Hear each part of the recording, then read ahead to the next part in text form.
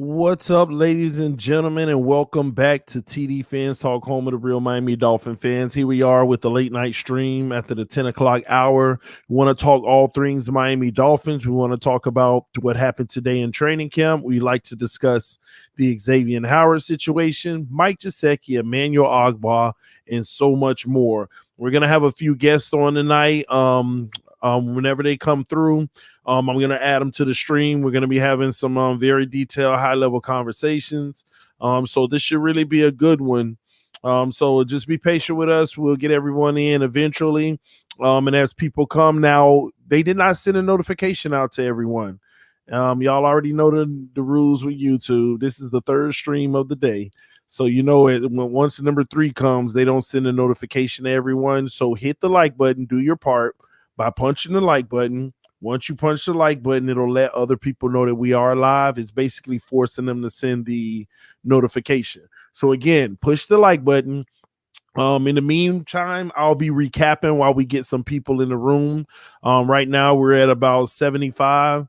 So y'all help me out. Hit that like button. All right. They only send the notification to those who are pretty much, here consistently. And it's kind of like a pecking order. As I'm reading and I'm learning about the algorithm, it's a pecking order. So everybody who's here right now, I appreciate y'all. That means as of late, y'all have been active in here quite often. But do your part by helping the channel out by hitting the like button. That way they can make sure that they send a notification out to even more people. All right. So that's kind of how it works. All right, we're over 80 people, but we got 38 likes. Punch that like button, guys. How's everybody doing today? I hope all is well. I really hope all is well, man. Hi, TD. How are you? I'm good, John. I am really good. Y'all got to stop the troll and talk about Tim Tebow to Miami. We don't need a quarterback. We got a quarterback. We got a quarterback. Doing good, TD. That's what's up, man. I'm glad to hear it. If Tua plays all 17 games this season and he is just putting up average numbers, but we go to the playoffs, do we still take Deshaun if he's available? Well, I don't think Tua can just put up average numbers this year. He has to be at least slightly above average. He has to be slightly above average, in my opinion, all right? Punch that like button, guys. We're almost to 50 likes. We're trying to start out with 100 people in the stream because everybody didn't get the notification, unfortunately. So you got to hit that like button, all right? Donald, what's up, Donald? How are you, man? Good evening, TD. Much to discuss. React, yet remain real about what happened in Finn's news today. Yes, I agree. Hopefully you'll be able to join us this evening, Donald. All right. Tua gotta be 2-15 and to say I think I don't know what that said. This screen's a little small. Let me make it a little larger. Yeah, my bad. It was at 80%. I didn't know that. All right, we're good. We want Deshaun Watson, but he doesn't want us. LOL. Well, Melvin, that's a lie that he doesn't want Miami. And don't be believing these people. Deshaun said he wanted to go to Denver. And those are all lies. Akeem Talib was basically, he's a Denver guy. He's basically lying. Deshaun Watson told him, hey, I'm open to it. But he did not say, I want to go to Denver. That was Akeem Talib trying to get his minute of fame and act like he has some credibility out here in the networks, which he don't. So it's just not true. Honestly, this X thing bring me back to earth about not everyone will stay. Yeah, it should. It should. And we're about to get started, y'all. We're going to get started at the 10-minute mark. We got about 3 minutes left. I'm just making sure y'all hit the like button so we can go ahead and get more people in the room. We're right almost at 100. Again, the notifications are not being sent out, but it's all good. As we get the show started, y'all know people will start flooding in slowly but surely, all right? He don't want to go play for the Donkeys. We're going to talk about it. I think we're going to open the show up with the Xavien Howard conversation. Shout out to Rock Hawkwin, the newest member to TD Fans Talk family. I appreciate you joining the membership, homie. Thank you so much. Let me see here. You put this up, Rock Hawkwood. Appreciate you, man. Thanks for joining the membership, man. To all the members, everyone who joins the membership, thank you so much for your monthly dedication to the channel. I really do appreciate it. All right. Rather throw 5 interceptions now than in a actual game. Of course. They will have to give him more guaranteed money if they do rework his deal. Of course they will. I mean, with X's last season, we can probably get some really, really good value. Yes, that is true. I got your notification, TD. Did you just get it, Mike? Did you just get it? Because so hit that like button. We just hit over 100 people in the building, so we're gonna go ahead and get started. We're not gonna prolong anymore. We're gonna go ahead and get started. No need to prolong the stream anymore. Okay. Antonio Gonzalez Jr. said, "Finally caught you live, TD. I'm glad that you're able to catch us live, man. That's a beautiful thing. Now you get to enjoy the conversation, man. All y'all in the comment section, let me know right now. Did you get the notification? Yes or no? Put it in the comment section. Did you get the notification? Yes or no? Let me know in the comment section right now. Did you get the notification? All right. Let me see. Let me see. Yep. Yes. No. Yes. I got it. Yes. No. Yes. No. Yes. On Discord. You see the people on Discord. Hey, you know what? Shout out to the Discord family, man. They be in there. MEE6. MEE6, man. I appreciate you, homie. You always looking out. He be on Discord holding it down, having conversations, letting people know when I go live. Shout out to the homie, man. I appreciate you, man. I appreciate you. I hope I'm saying that right. MEE6. He always posting in Discord that I'm live and people come over, man. So shout out to the Discord family. Appreciate y'all, man. At TD Fans Talk, Master at Works think he's funny. Oh, don't worry, y'all. I've been getting trolled heavy. They've been trolling me heavy about this Tua thing today, but it's all good, man. Tua's gonna be bad, man. I mean, I don't know why I said Tua's gonna be bad. Tua's gonna be fine, all right? Don't worry about that, man. All right, TD Fans Talk, that's a bot on Discord. It's a bot, but how does it know that when I be going live, though? I haven't hooked my YouTube to it or nothing. So how does the bot know that I'll be going live? So if it's a bot, okay, that's fine. I guess. I know, right? I said bad. I was just speaking. So y'all forgive me, all right?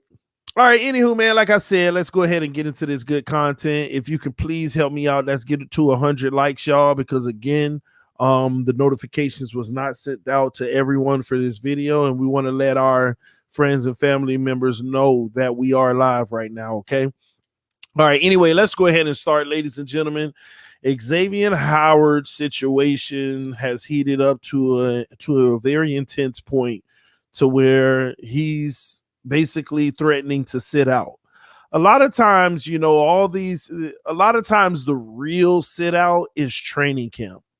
For all of you who don't know, we got one more day of voluntary OTAs. Just one more day. Mandatory, OTAs. And the real deal really happens for training camp when they come back in a month. Will he be there for training camp? That's when you really don't want a guy to sit out. You don't want a guy to sit out for training camp. These OTAs, mandatory, voluntary, it's important. You want to get the whole team together and get them to work, but it's really if you show up to training camp or not. Now he's losing money. Today he officially lost 93 grand, which sucks because, man, it's $93K. I mean, it's a lot of people that could have used that $93K, but it is what it is. That's his money anyway in his life. And he choose, hey, I'm going to play hardball. I want more money. Now, they have started the rumors around the league that one of the contention points is the fact that Byron Jones makes more than him. I don't know how true that is.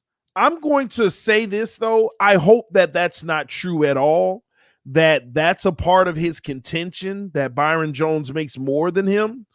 Because at that point, you're worrying about Byron Jones' money versus worrying about how much you feel that you're personally worth.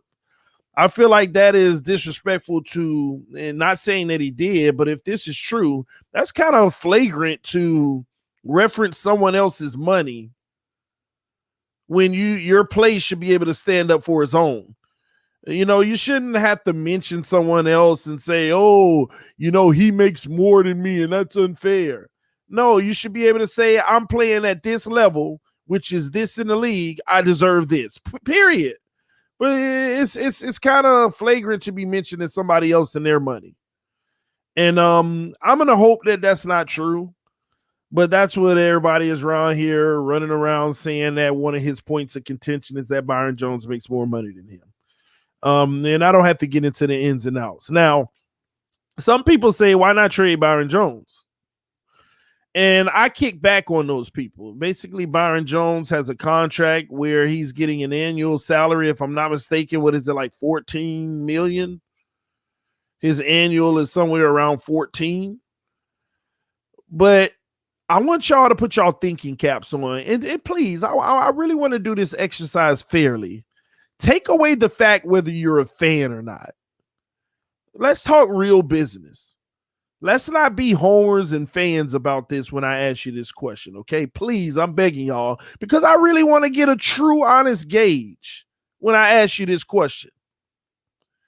Is a $22 million Xavien Howard more valuable than a $14 million Byron Jones? I didn't ask you who was better. I just said, is a $22 million Xavien Howard more valuable than a $14 million Byron Jones? I really want to know. I really want to know what your thoughts are. And because my opinion is, no, he's not.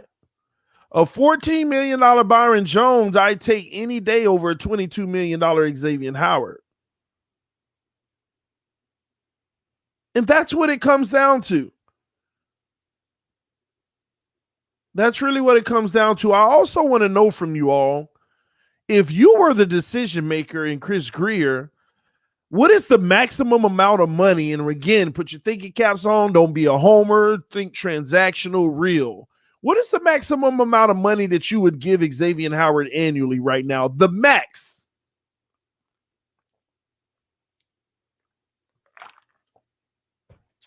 What's the maximum? Let me know. What is the maximum amount of money you would give Xavien Howard annually? 12. Now you're tripping. That's less than what he's making now. 18. That's about where I'm at. 18, 19, 18, 18, 5, 16, 20, 19, 18, 18, 21, 17. 18, 14, 19, 17, 16 to 18. My high, my max is 18. I'm a 17.5 guy, but my max is 18 because of what he did last year, even though I think it goes down from here, but you never know. Andre said no max. Here we go with these crazy contracts. Give him $30 million, why don't you, per year? Why don't you, huh? I would say 18. Here's the good thing. I think the Miami Dolphins are handling this situation the right way because they haven't drawn a line in the sand, as Flores said today. I believe they personally gave him an offer, and I would guess that is an annual somewhere around 18. And his agent said, no, we want this amount instead. And I think that number is somewhere around 22. And the Miami Dolphins basically said, we can't go to 22. No, that's not happening. And that's why Flores confidently said, I don't think he's showing up today. I don't think he's showing up. The only reason a coach will come out and confidently say, I don't think he's showing up is because they've already made an offer and a counter offer was presented. And we basically said, no, we can't do that. Because Flores said we're not drawing our line in the sand, but what's happening right now has never been done, and he's right. No team has ever done that. They've never given a guy a contract and extended that contract and then renegotiated the extension. It's never happened. Not successfully, at least. And, this is very unfortunate. Let's talk about why, y'all. We've been paying Xavien Howard for a little bit now, and the truth of the matter is, since we've been paying Xavien Howard, you also have to look at the fact that we gave him the bag with a whole bunch of red flags. Let's just be honest. I ain't trying to sit here and bring up the man's legal woes and things of that nature, but we actually gave him the bag with a lot of baggage, with other baggage. We gave him a nice contract despite the injuries that continue to linger and the legal issues off the field that kept popping up. And now we come back and he gets 10 interceptions. The only bad thing about this is I don't blame Xavien Howard. If it was me, I would do the same thing because this game is a business. I don't care where I play. I honestly, as a player, would have zero loyalty to a team, and no one can be mad at that. No player owes their team loyalty. All they owe is hard work and dedication to their craft and being the best player they can be to produce because they're getting paid to do so. So nothing Xavien Howard is doing, for the record, is wrong. He's not being greedy. He's none of all that negative stuff people are out here saying. That is not the case. When you put yourself in his shoes, he is doing exactly what I would counsel him to do. But in this game, you, as a fan, we have to look at it two ways. We got to put ourselves on the side of the player, Xavien Howard, and kudos to him. Go get your money, young fella, by any means necessary. But then we have to put our Miami Dolphins organization hat on and say, what's the best thing for my team? And the reality is, the best thing right now might just be to trade Xavien Howard from a business standpoint. And we love X. X is a great talent. Flores said it all today. He said it better than I ever could. We love him. He brings so much to the team. He's a benefit to what we're trying to do, and that's a fact. And we want him. But this is a rare situation that has never been done before.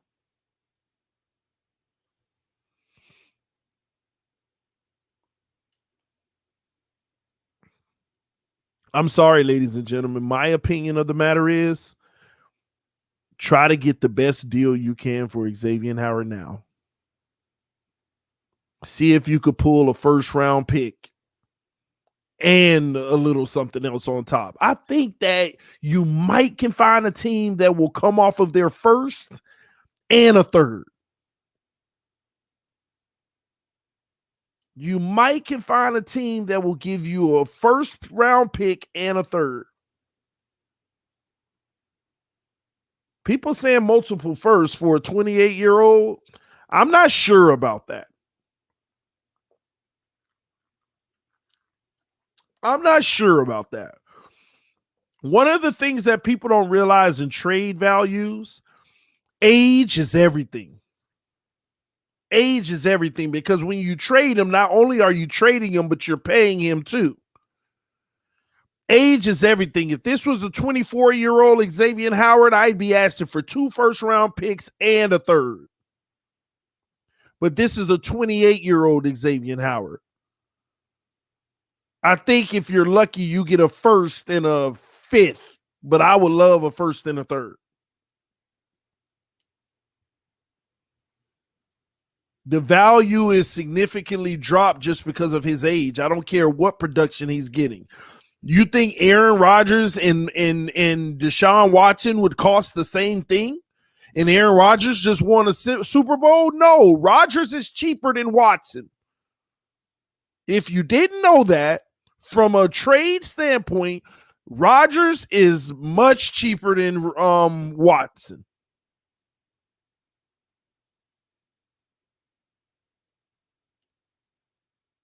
Much cheaper. That's just how it works. Everybody thinks it's an equal value. That's why when people say things like, I can't believe they got him for a fourth. He's 29 years old. I know he's great, but he's 29. I can't believe he's been to the Pro Bowl 4 years in a row. I can't believe they got him for a third. He's 30. That's the element that no one talks about when it comes to trading. Age is one of the biggest factors in the value chart when it comes to what a player's value is from a draft pick standpoint. And Xavien Howard is 28. But if you can get a first and a third, man, that is beautiful. See, because what y'all have to realize, we don't just get a first and a third. You get a first and a third and another 12, 13, $14 million coming back onto the books.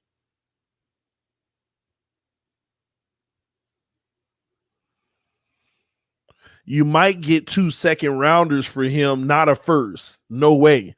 No, you know why I say a first one? Because it would be a contender that's trying to go get him in the first place. If a team know that they're going to draft 25, 26, 27, 28, 29, 30, 31, 32, they'll give you the first. I'm not talking about like a team that's probably going to win 5 games. No, they know what their pick is worth. They may not come up off a first. But teams like the Chiefs, the Buccaneers, teams like that, Tennessee, teams like that, they'll give you their first because they have plans on picking late in the first round. But 2 seconds, that ain't that bad either. Got to keep it 1,000 with you. That's not that bad either. It's not that bad. Because what people have to realize, you're also coming up off of the salary cap. The money you're paying him. Now the Ogbah contract is easy. Gesicki contract is easy. And you might have a few pennies left over. And you still got a lot of draft capital. Did y'all know that like next year in the draft, we have 2 4ths, 2 5ths, 2 6ths? And of course, the first rounder and our second rounder, our third, and 2 4ths, 2 5ths, 2 6ths. They've been still gathering assets, and they're still trying to. But this Xavien Howard situation, a decision has to be made. And I'm very critical of this decision because I'm nervous. And I got to tell y'all why I'm nervous. Why am I nervous about this? It's simple. Because if we give him $22 million a year, we're going to set a really bad precedent going forward.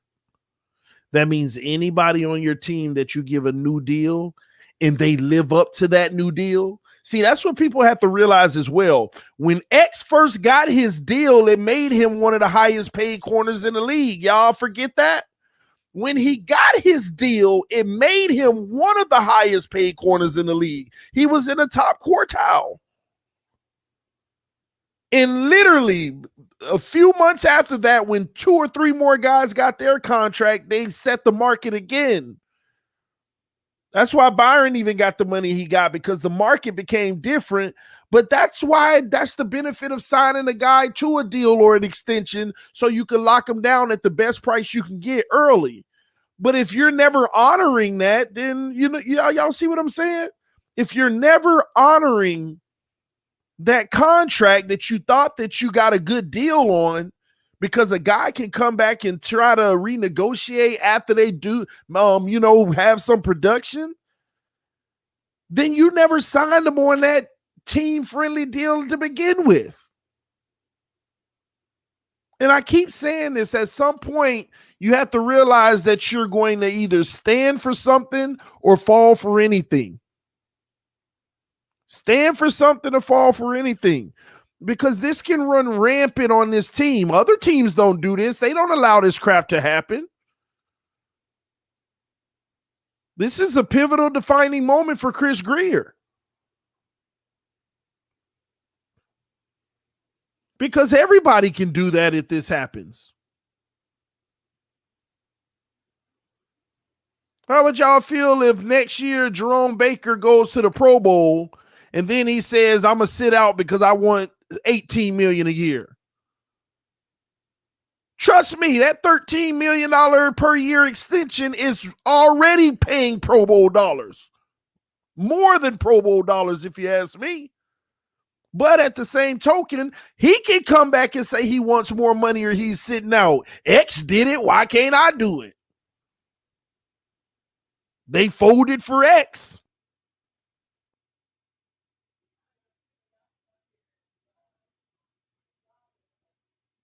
Anybody can do it at that point. Hell, while we at it, why don't we go ahead and tell Jason, why don't Jason Sanders sit out? He got a new deal.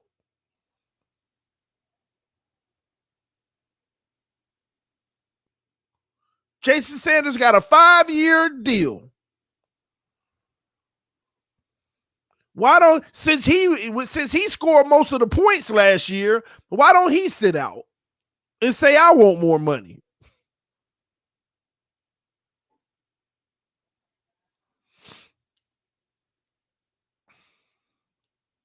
You can find another Baker, can't find another X. You a lie. Why you can't find another X?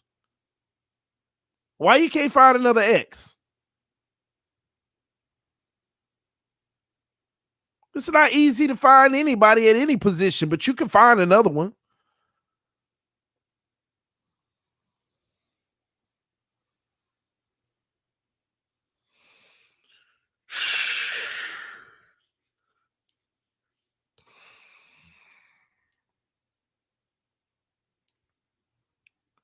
What do y'all think we should do?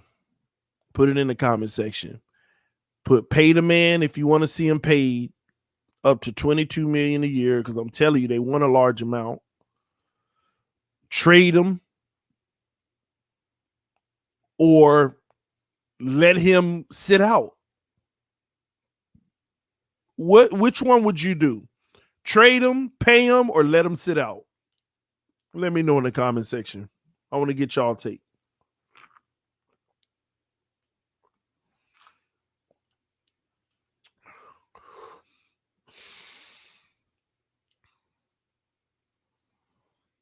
A lot of people saying trade him.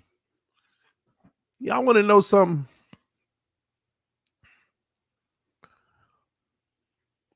I would trade him because I want to get something in return, just like Minka. I would trade him in that essence. But there is a part of me that would rather let him sit out and tell him, I'm not even giving you 18. You're going to take the money that we already gave you that you signed the contract on. There is a part of me that says, let him sit out. You know why I say that, ladies and gentlemen? Because we own the rights to his contract for the next 3 seasons. Maybe we need to make an example. Sit out. You the one ain't getting paid. We'll roll your money over to next year. Oh, you want to sit out again this in 2022 as well? We'll roll you over to that money over to the following year. Oh, you saving us a lot of money because we ain't got to pay him if he ain't showing up, y'all. Don't forget that. And I would use all 3 seasons, which he wouldn't last that long. You know why? Because when he's 31, who gonna pay him that kind of money when he's 31? Who gonna pay him when he's 31 years old? I hear talk about I want $22 million a year. Kick rocks. 31 years old. Who you think gonna crack first? Ladies and gentlemen, who do you think gonna crack? Matter of fact, I'll pick up the phone right now to his agent. Hey, listen, this is where we stand. I already offered you 18. Since you ain't want to take it, this is what we're gonna do. If we already gave him a contract, we expect him to honor that contract. You don't show up to camp, that's your business. You don't want to play, that's your business. But the money that we've already given him a contract on is sitting right here ready for him. That's your business. Thank you.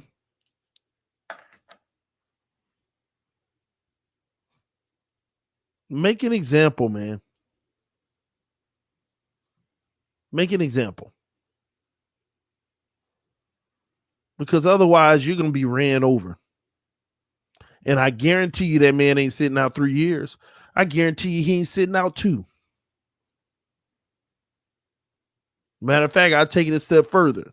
He'll play that big boy stuff and we'll get to week 5 and he'll be talking about Xavien Howard is reporting to practice. Yeah, we know. We know. Xavien Howard is reporting to practice week 5. Yeah, we know. Because I would let the agent know we're going to hold his contract for the next 3 years. If he don't want to play, that's his business. We'll move on without him. But we'll own the rights to his contract. He don't play, he don't get paid. That don't matter to us. The only way the Miami Dolphins could get burnt if he come out and try to fake an injury. It's the only way.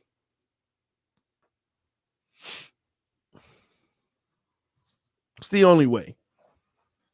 And then I need to look at the contract, what they have in there about the injury guarantees. We got leverage. You're right, Sharon Woods. We do have leverage. Because you know what I'm more nervous about? Chris Greer folding in the name of, he's earned it. No. Don't sell the bag of peanuts to me. You're doing the right thing right now. Don't fold. Do not fold. Your coach is already on board and understanding that this isn't cool. You ain't got nobody to impress. Sure, not this fan base.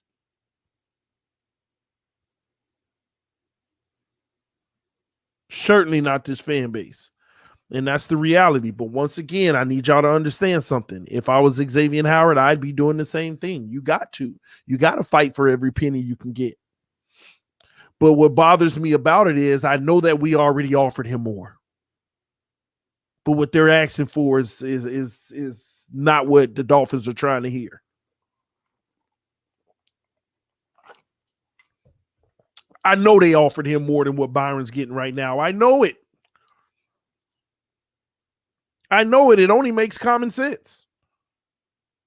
They already offered him more money, but it ain't the number that the agent know that he can get. See, that's the point. The agent has a number in his head only because he knows if Xavien Howard hit the open market, he's going to get 22. We know that. If Xavien Howard hits the open market, there's at least 4 teams that'll give him 22. We understand that. We get that. That makes all the sense in the world. But we're not trying to do that because we're not trying to be one of those dumb teams.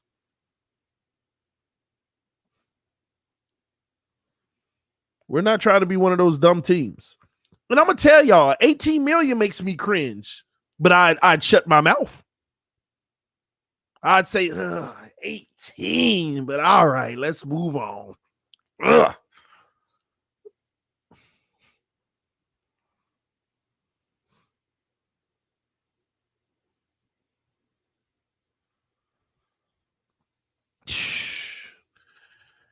And the biggest thing is, I told y'all this 8 months ago. I said that this would happen 8 months ago. I told y'all this would happen.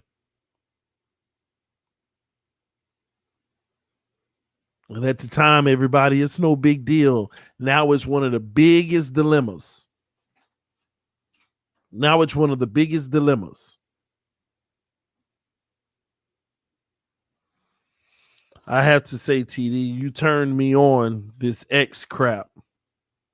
This is what's going on. This is the reality.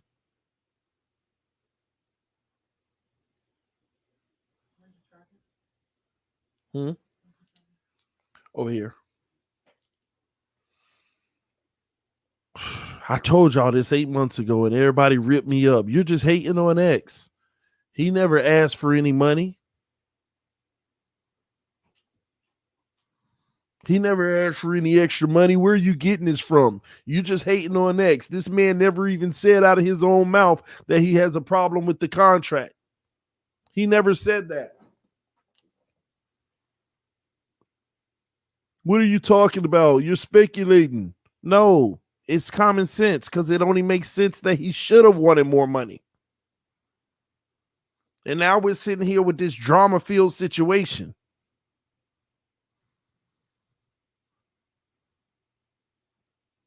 Now we're sitting here with this drama-filled situation, man. You were spot on, TD. Question: would you make a trade with the Patsies for Stephon Gilmore and a pick? No, because the Patriots ain't finna take no Xavien Howard. First of all, we wouldn't trade in a division like that anyway. And they're not finna take Xavien Howard. Do you know? See, Gilmore is different. Gilmore is going to be a cap hit of $7 million this year. So we understand that. That makes sense. Get a man 15 and move on, New England, and they over there tripping. Yeah, I take Gilmore and give him 15 right away. Because he's on the books for 7 this year. They're going to work that out. Why would they want a bigger problem in Xavien Howard talking about way more than that? They not going to trade for no X. They'll be cheaper with Gilmore. They'd be much cheaper with Gilmore.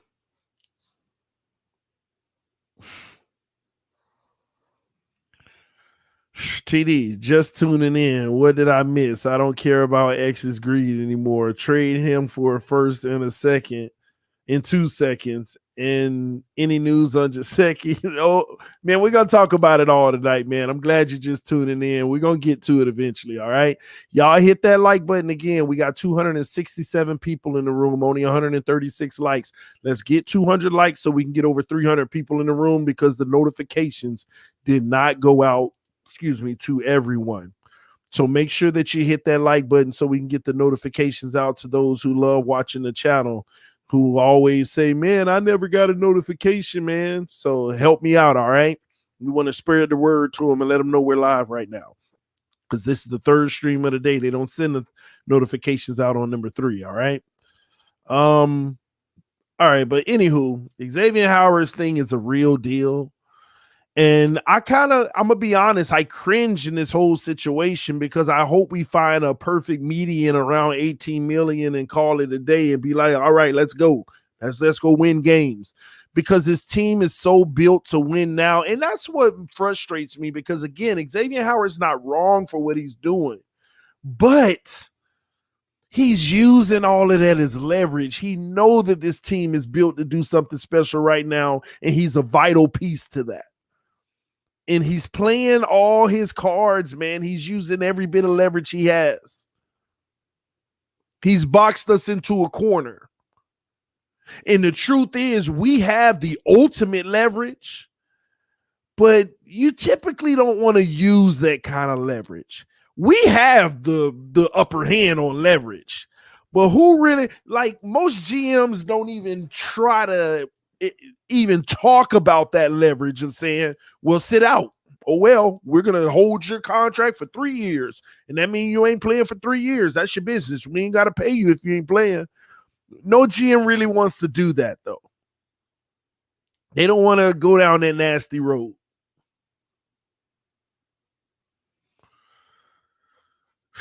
They don't want to. And they don't want to mention that they have that leverage either because it's a little cocky. And then, the media try to twist it. Oh, they holding him hostage and this and that, And then you see the media, they're going to try to make it about race. Now, you can't do that with this organization. It's crazy, man. Somebody said ignore him. Let him pay his fines. If he holds out, start talking about his many off-field issues. We ain't got to get that dirty, Mike. We don't have to get that dirty. But, yeah, man, that's real, though. At the end of the day, it is what it is. We're going to keep monitoring this situation. It's just not a good situation. It's tough. It's a tough situation because you like to have some peace in the organization. Ain't that crazy? Right when you feel like you're ready and poised to do something special and got the team you need, we got to have that kind of drama, contractual drama. And let me tell y'all another thing. We're blessed to have all these draft assets and high first round picks and all of this stuff. But I got to be honest with y'all. Y'all know the issue is? Y'all know what the issue is? Former first-round picks get the biggest bag after their rookie contract. Y'all do know that, right? If they pan out and they end up being great, former first-round picks get the biggest bags. We got too many of them. I'm telling y'all now, year after year after year for the next 4 or 5 years, we're going to be sitting around talking about, man, now we got to worry about this deal. Now we got to worry about that deal. Now we got to make this one happy. I mean, we out here giving Jerome Baker, who was a later round pick, $13 million. What you think former first round picks, first round guys are going to be?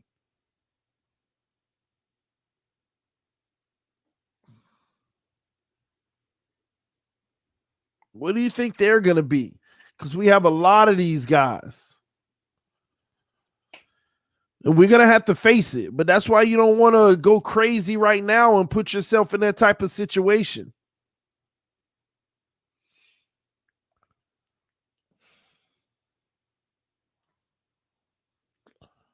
Let me see. Just joined your channel, TD. Can't wait to become a part of the family, bro. Sending you support. I went by fast. I couldn't even read the whole thing. Support from H-Town. I appreciate you, brother. Appreciate you, homie. Thank you so much. Thank you. All right, man. Let's move on before I start bringing people in so we can have a detailed conversation, get everybody else's thoughts. Mike Gesicki. Wanted to talk about him next. Why? Because Flores made a cryptic comment today that kind of put things into perspective. We can't pay them all. These are Flores' words. We can't pay them all. But when you say things like we can't pay them all, it's like, who are you going to pay and who aren't you? That's the real question. Who are you going to pay and who are you not going to pay? I feel like Ogbah is more valuable for this team than Mike Gesicki. Hunter Long out there putting in that work already today, and the beat writer said exactly what I've been telling y'all already. They love – Omar Kelly tweeted that today. Nice 20-yard pass to Hunter Long today. I just love how his body moves. I told y'all that. He's just he's physically gifted in the sense of his agility and stuff. His body moves freely and it's like a talented basketball player. Like the way that his body it just works for him, y'all. His body really works for him. It really does, man. And he's the future. And where they drafted him was a comparable place.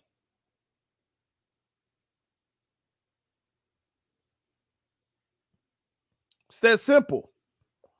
And do y'all think, yes or no, in the comment section, is Gesicki the oddball out?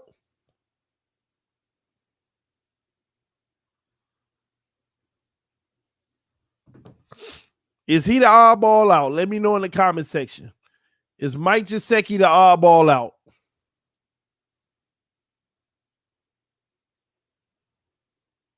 Yes. Yes, if X is traded. Oh, both of them? Wow. Both.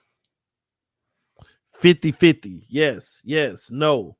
For sure. It's possible. Yes. Nope. Yes. Gesicki should be the odd tight end out.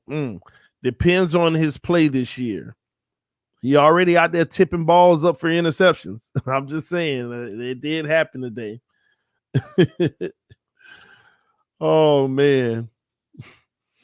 Ogbah is priority. Depends on X. What about Smith? What's his contract deal? Smith, I gotta look at it. I'll check it out in a little bit. Gesicki's replacement is here. Long and Gesicki would be strong. Yeah, they would. If they were together, that would be strong. Gesicki, great receiver, but can't run block. We all know that.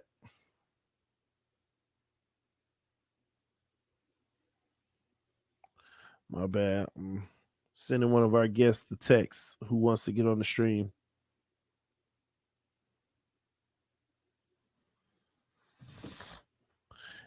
Yes, he's the odd man out. He's not even our starter. Shaheen is. Gesicki will take a team-friendly contract. Why do y'all like why would Gesicki take a team-friendly contract? I've heard that narrative. But I gotta ask y'all, why would Mike Gesicki take a team-friendly contract? Why?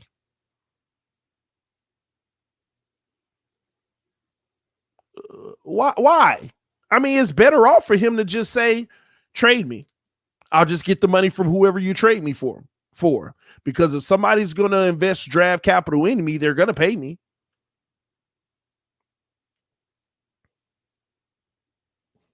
It absolutely makes no sense for him to take a team-friendly deal. Why he going to take a team-friendly deal so that he can go to the Pro Bowl for the first time and then do like Xavien Howard and say, I want to renegotiate my deal. I'm sitting out.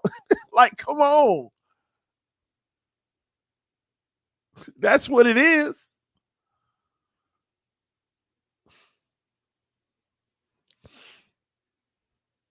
Gesicki could get much more money elsewhere. Exactly. The man could get possibly 14.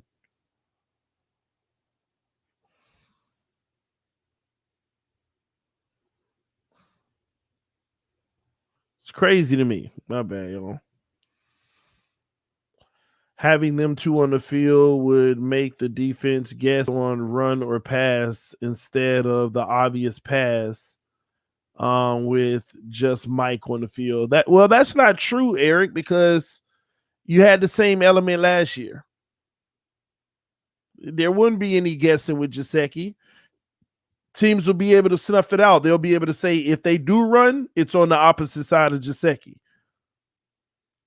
And it could be a pass, so we'll favor the pass coverage on Gesicki's side more.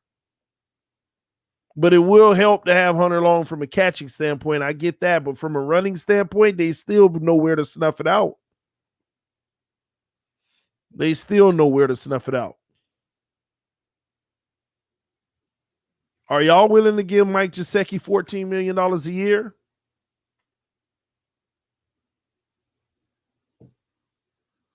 Let me know. Are y'all willing to give Mike Gesicki $14 million a year? Just curious.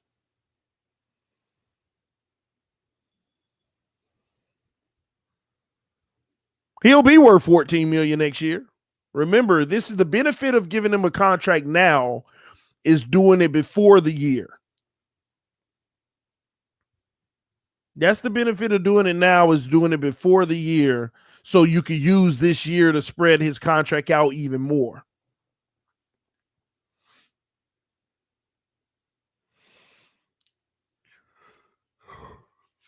Baker got 13. So is 14 too far-fetched?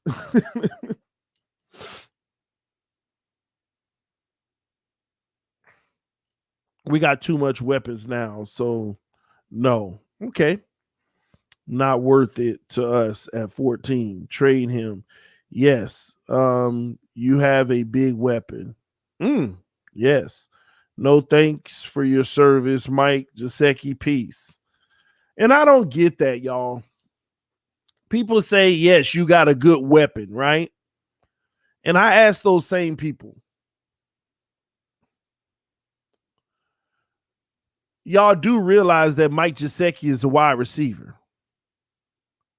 Basically, the way that we deploy him, he's off the line of scrimmage 80% of the time, and he's lined up as a wide receiver.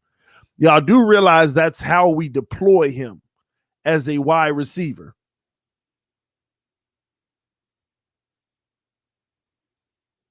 He's deployed as a wide receiver. So would he be your wide receiver 1, 2, 3, or 4 on this roster? Let me know in the comment section. Would he be your wide receiver 1, 2, 3, or 4 on this roster?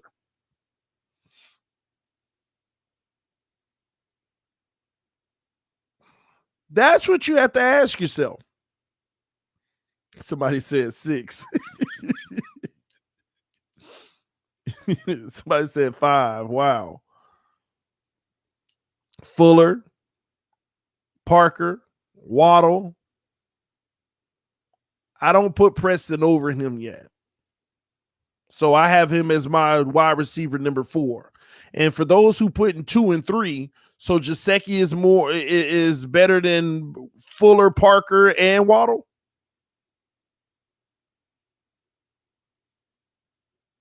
That's how y'all feel. That's what y'all believe.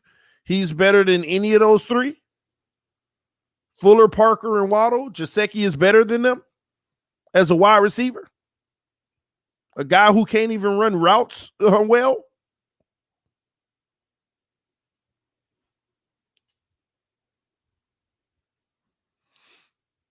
Just curious.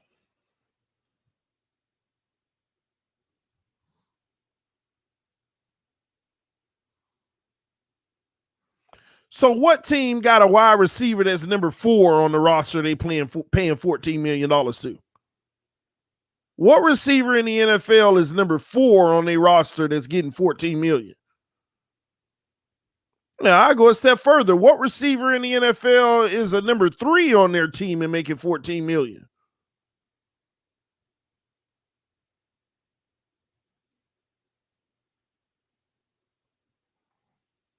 Are we getting the point now?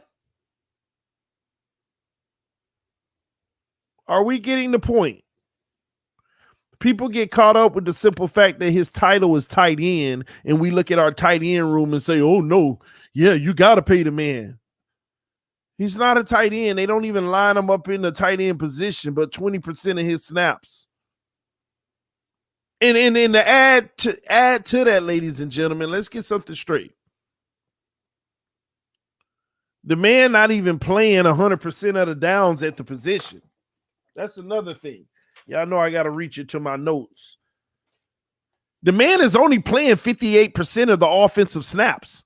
Out of all of our offensive plays, he's not even playing more than 60% of the time. Did y'all know that? He's not even on the field more than 60%.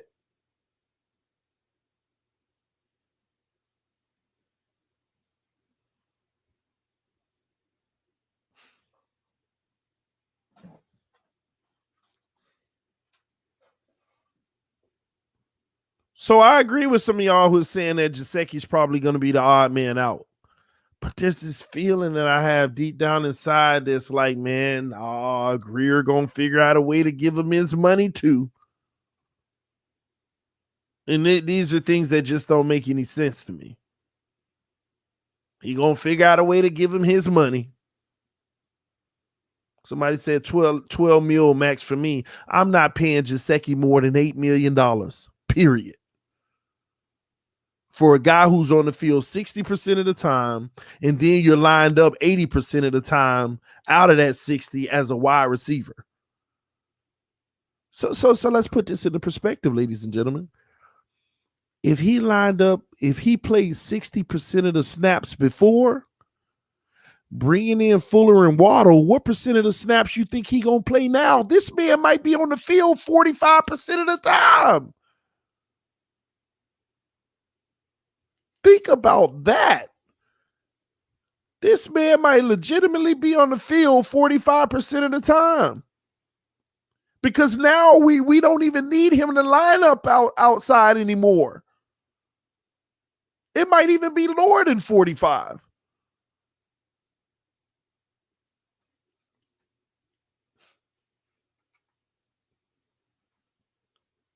The man is lined up in a receiver position 80% of his snaps.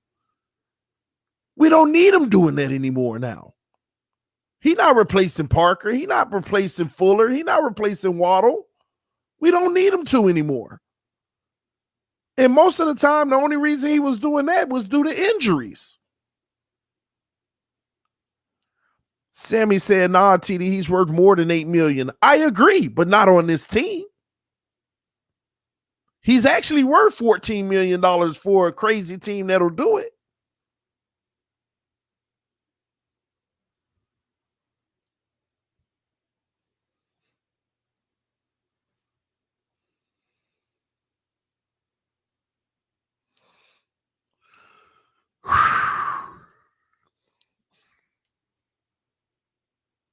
Thank you, Mike. Mike just said Gesicki kills the RPO.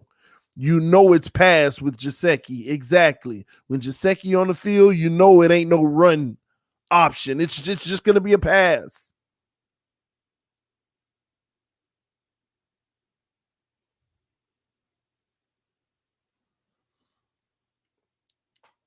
Gesicki might be the odd man out. Let's move on, y'all. Emmanuel Ogbah did show up. I love Emmanuel Ogbah, what he brought to the table. Don't forget, we signed this man on a 2-year deal, 2-year, $14 million or something like that. He played the first one at $7 million, and then this year he doesn't even have any guaranteed money, y'all. That's why he won his contract now, because he ain't got no guarantees this year. They can cut him if they want. Ain't no guaranteed money. He was also ranked the number 1 5 technique defensive lineman in the NFL. Number 1 in the 5 technique. And that's shy outside of the guards, if you don't know what the 5 is. But you got to ask yourself, what's the right number for Ogbah too? What's the right number for Emmanuel Ogbah? All of these guys, we can sit here and say, oh, I'd pay him, but what's the right number?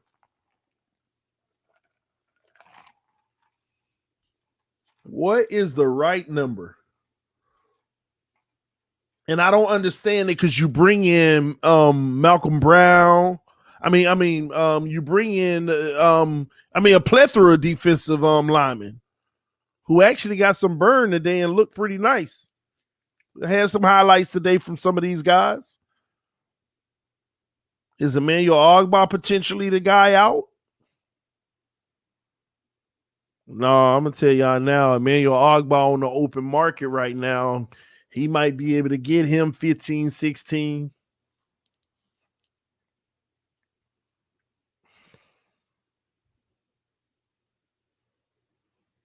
He might be able to. And he has no guaranteed money in the deal over after this year. So if you're going to lock him down, you lock him down now. If not, you just move on.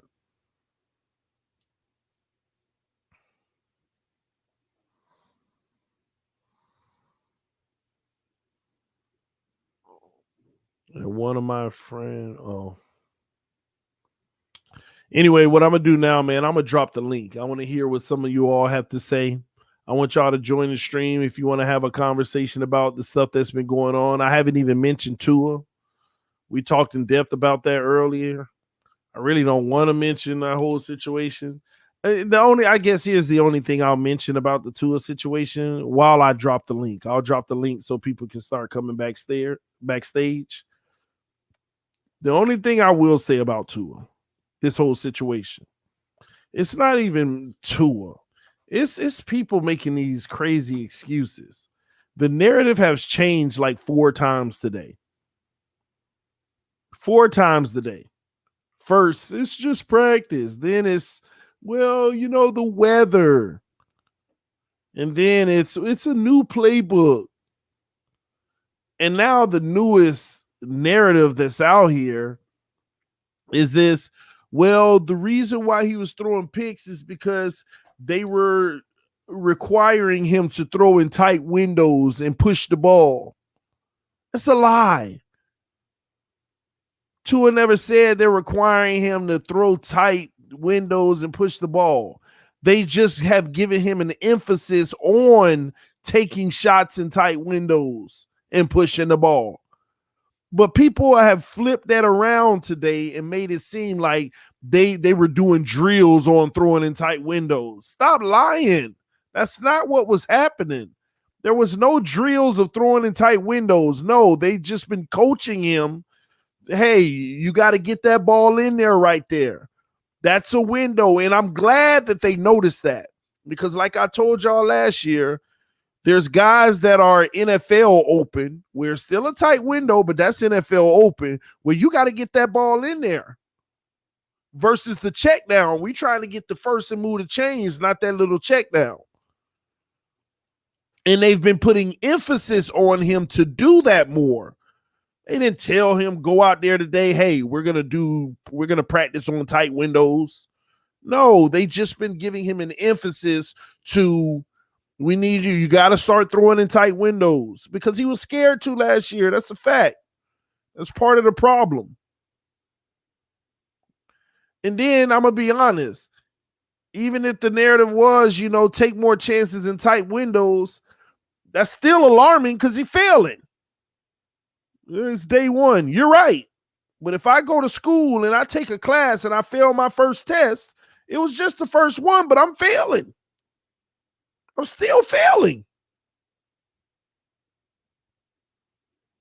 Now I got to take a few more quizzes to make up for it. And that's kind of how it works, man. But all these excuses, man, we make more excuses than anything. Let's hold them accountable. At this point, I'm not that worried. Yeah, I get it. Shout out to Brandon Little for becoming a member of the TDPHINSTALK family. Brandon Little became a YouTube member. Appreciate you, homie, for becoming a member of the channel, man. Thank you so much. Shout out to the homie Chris Sports Talk. What's up, man? Hey. How you doing? Good. Awesome, man. What you think about training camp today? It was all right, like Tua said. I agree with Tua. What do you agree with? What about what he said? Xavien Howard holding out. Like I said on my channel earlier, it's either he show up, not get paid, or he get traded. It's simple in my opinion. And Tua throwing 5 interceptions, that's not good. It's not at all, man.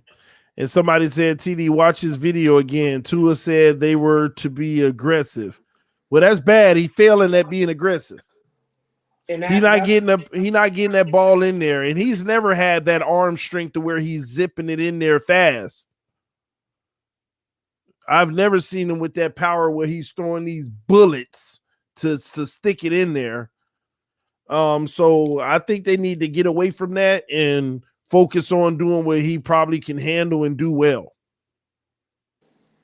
And that's for the people that was complaining about us not opening the offense last season. This is why he can't get it down. Oh, my God. Thank you for saying that, because I thought about that earlier, but I forgot about it. But thank you for saying that. I told everybody last year, Chris, I said, y'all out here crying about Galen talk about opening the playbook. I told them last year, I said, y'all going to get what you asked for. If they open up that playbook, this kid going to throw a lot of picks. he ain't going to look the same. I said if you open up the playbook, just give him what he can handle right now. Give him what he can handle, man. But good observation, Chris. It's that opening up the playbook. Y'all better be careful. Give him what he can handle. Now, this is training camp. You open it up so that you can start to determine what he can handle. But all this, man, tight window stuff, it just ain't look good. Somebody said it's his first day of mini camp, man. You overreacting, TD. How am I overreacting? I know he's gonna be fine, hopefully. But we talk about what he did today. And he looked like a bum today. Call it how it is. Call it how it is. Don't get in your feelings about it. I agree. Don't get in your feelings about it. That's not overreacting. Did he look bad today? If you can say yes, stop saying somebody's overreacting. He looked bad. It is what it is. Who cares? Okay, move on. But it ain't no overreacting, man. What do you think about the fact that it was downpouring all practice? Because somebody just put that in the comment section like it matters. I live close to Miami, and it was raining pretty hard. Mm-hmm. It's the first day of training camp. If you're a player, you don't want your first day of training camp to be in those type of elements. So it could have played a role, but you live in Miami. It could be, as long as it's not a hurricane, you're gonna play. But why does elements matter in the game of football? My uncle, he played football for Michigan State. He said the ball can get slippery, it affects your footing, but he never used that as an excuse for not making a play. And that's what it comes down to, because the other team you're gonna be playing against gonna have that same rain, right? Yep. And when push comes to shove, you got to be able to make plays within that anyway, right? Yep. The only reason I don't like the whole weather argument from some people is the simple fact: if we make it to the Super Bowl and we got a rainy, if that day it is raining like that, come on. Unless it's inside of an indoor stadium. Exactly, man. Somebody said, is calling Tua a bum overreacting, TD? Calling the person a bum would be overreacting, but if saying that they play like a bum is not overreacting. That's just stating how they look when they play. Saying that the person is an actual bum in his skills is basically writing his future as well, if that's what he is. But that's why I'm very particular with my words. I didn't say he was a bum. I said he played like a bum. He played like a bum today. That's not overreacting. It's a fact. He played like trash today. That's not overreacting. It's a fact. He played like Pat White today. Matter of fact, Pat White played better than that. That's a fact. Get out your feelings. That's a fact. Get out of your feelings. All this emotion some of y'all be expressing. Oh, no, don't do him like that. Facts. Somebody said big trash. Yes, man. Yeah, man. We gonna bring some more people in with us, Chris. What's up, Daryl? How you doing, man? I'm doing all right, man. Thanks for letting me on. My camera's not working right now, but I still good, appreciate man. you. What you think about what happened today? Honestly, I heard a little bit about what was going on, and I got to give props to the Miami Dolphins for even practicing in the conditions that they were practicing in, because living in South Florida, hurricanes and tropical storms, it's nothing to play around with. So kudos to the team for even having the courage to even be out there and try to get this thing right. Some players I heard didn't really do much in terms of showing anything good, but nevertheless, all I can do is just have hope, man. And nevertheless, that's really all I really know. I didn't really pay much attention to the day because it wasn't mini camp. So for the guys who were messing up, you rather they mess up in a mini camp so that when the regular season does come about, they have everything in place so that the dogs can hit the ground running. So that's pretty much everything. I agree, Daryl. Let me ask you a question though. All right. What if the narrative out of camp today was, because everybody was reading the play-by-play of what happened. What if the play-by-play sounded like this? Tua throws beautiful pass across the middle. Wide receiver drops it. Tua throws a beautiful seam pass with great velocity. Wide receiver juggled the pass and was intercepted. Tua throws a great slant to Waddle. He bobbles the ball and it gets picked off. Tua throws a beautiful deep ball right on the hands of Devontae Parker and he drops the ball. Mm-hmm. What would the narrative have been?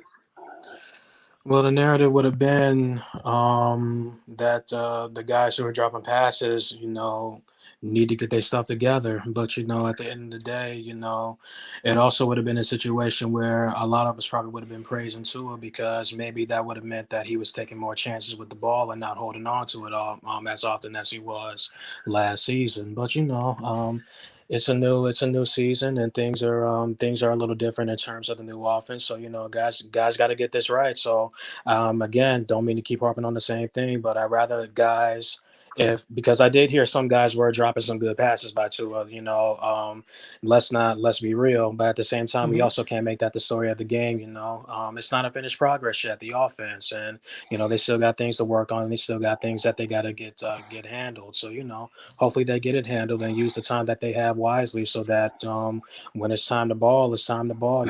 No excuses this year. Guys got to pull their own weight. It's not just Tua, it's everybody. So the standards that I hold Tua to, I hold everybody to.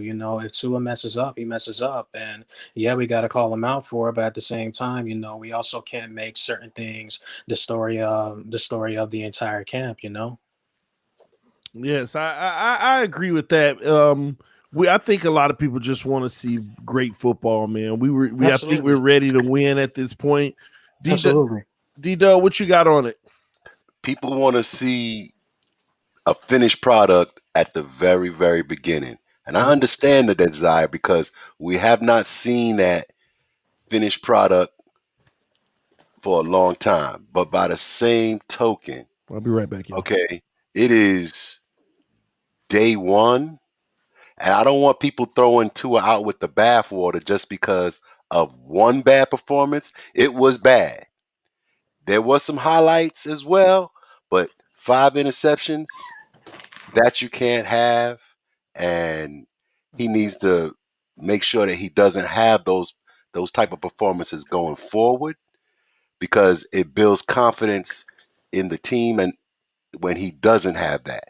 If he's performing like that, on a consistent basis, it's gonna bring about that question, and we would like to have some stability at that position, at the QB position.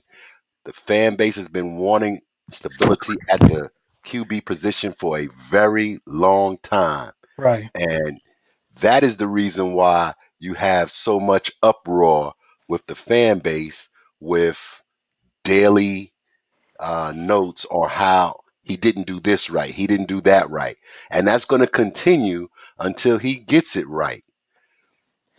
So, Well, the thing is, you said a lot there, and to add on to it, the key word in all this is if. We sit here and harp on the bad a lot of times as fans. If he continues to do this wrong, if he continues to do that wrong, but what if after this rough outing, what if he comes back next time and learns from his mistakes and does a better job?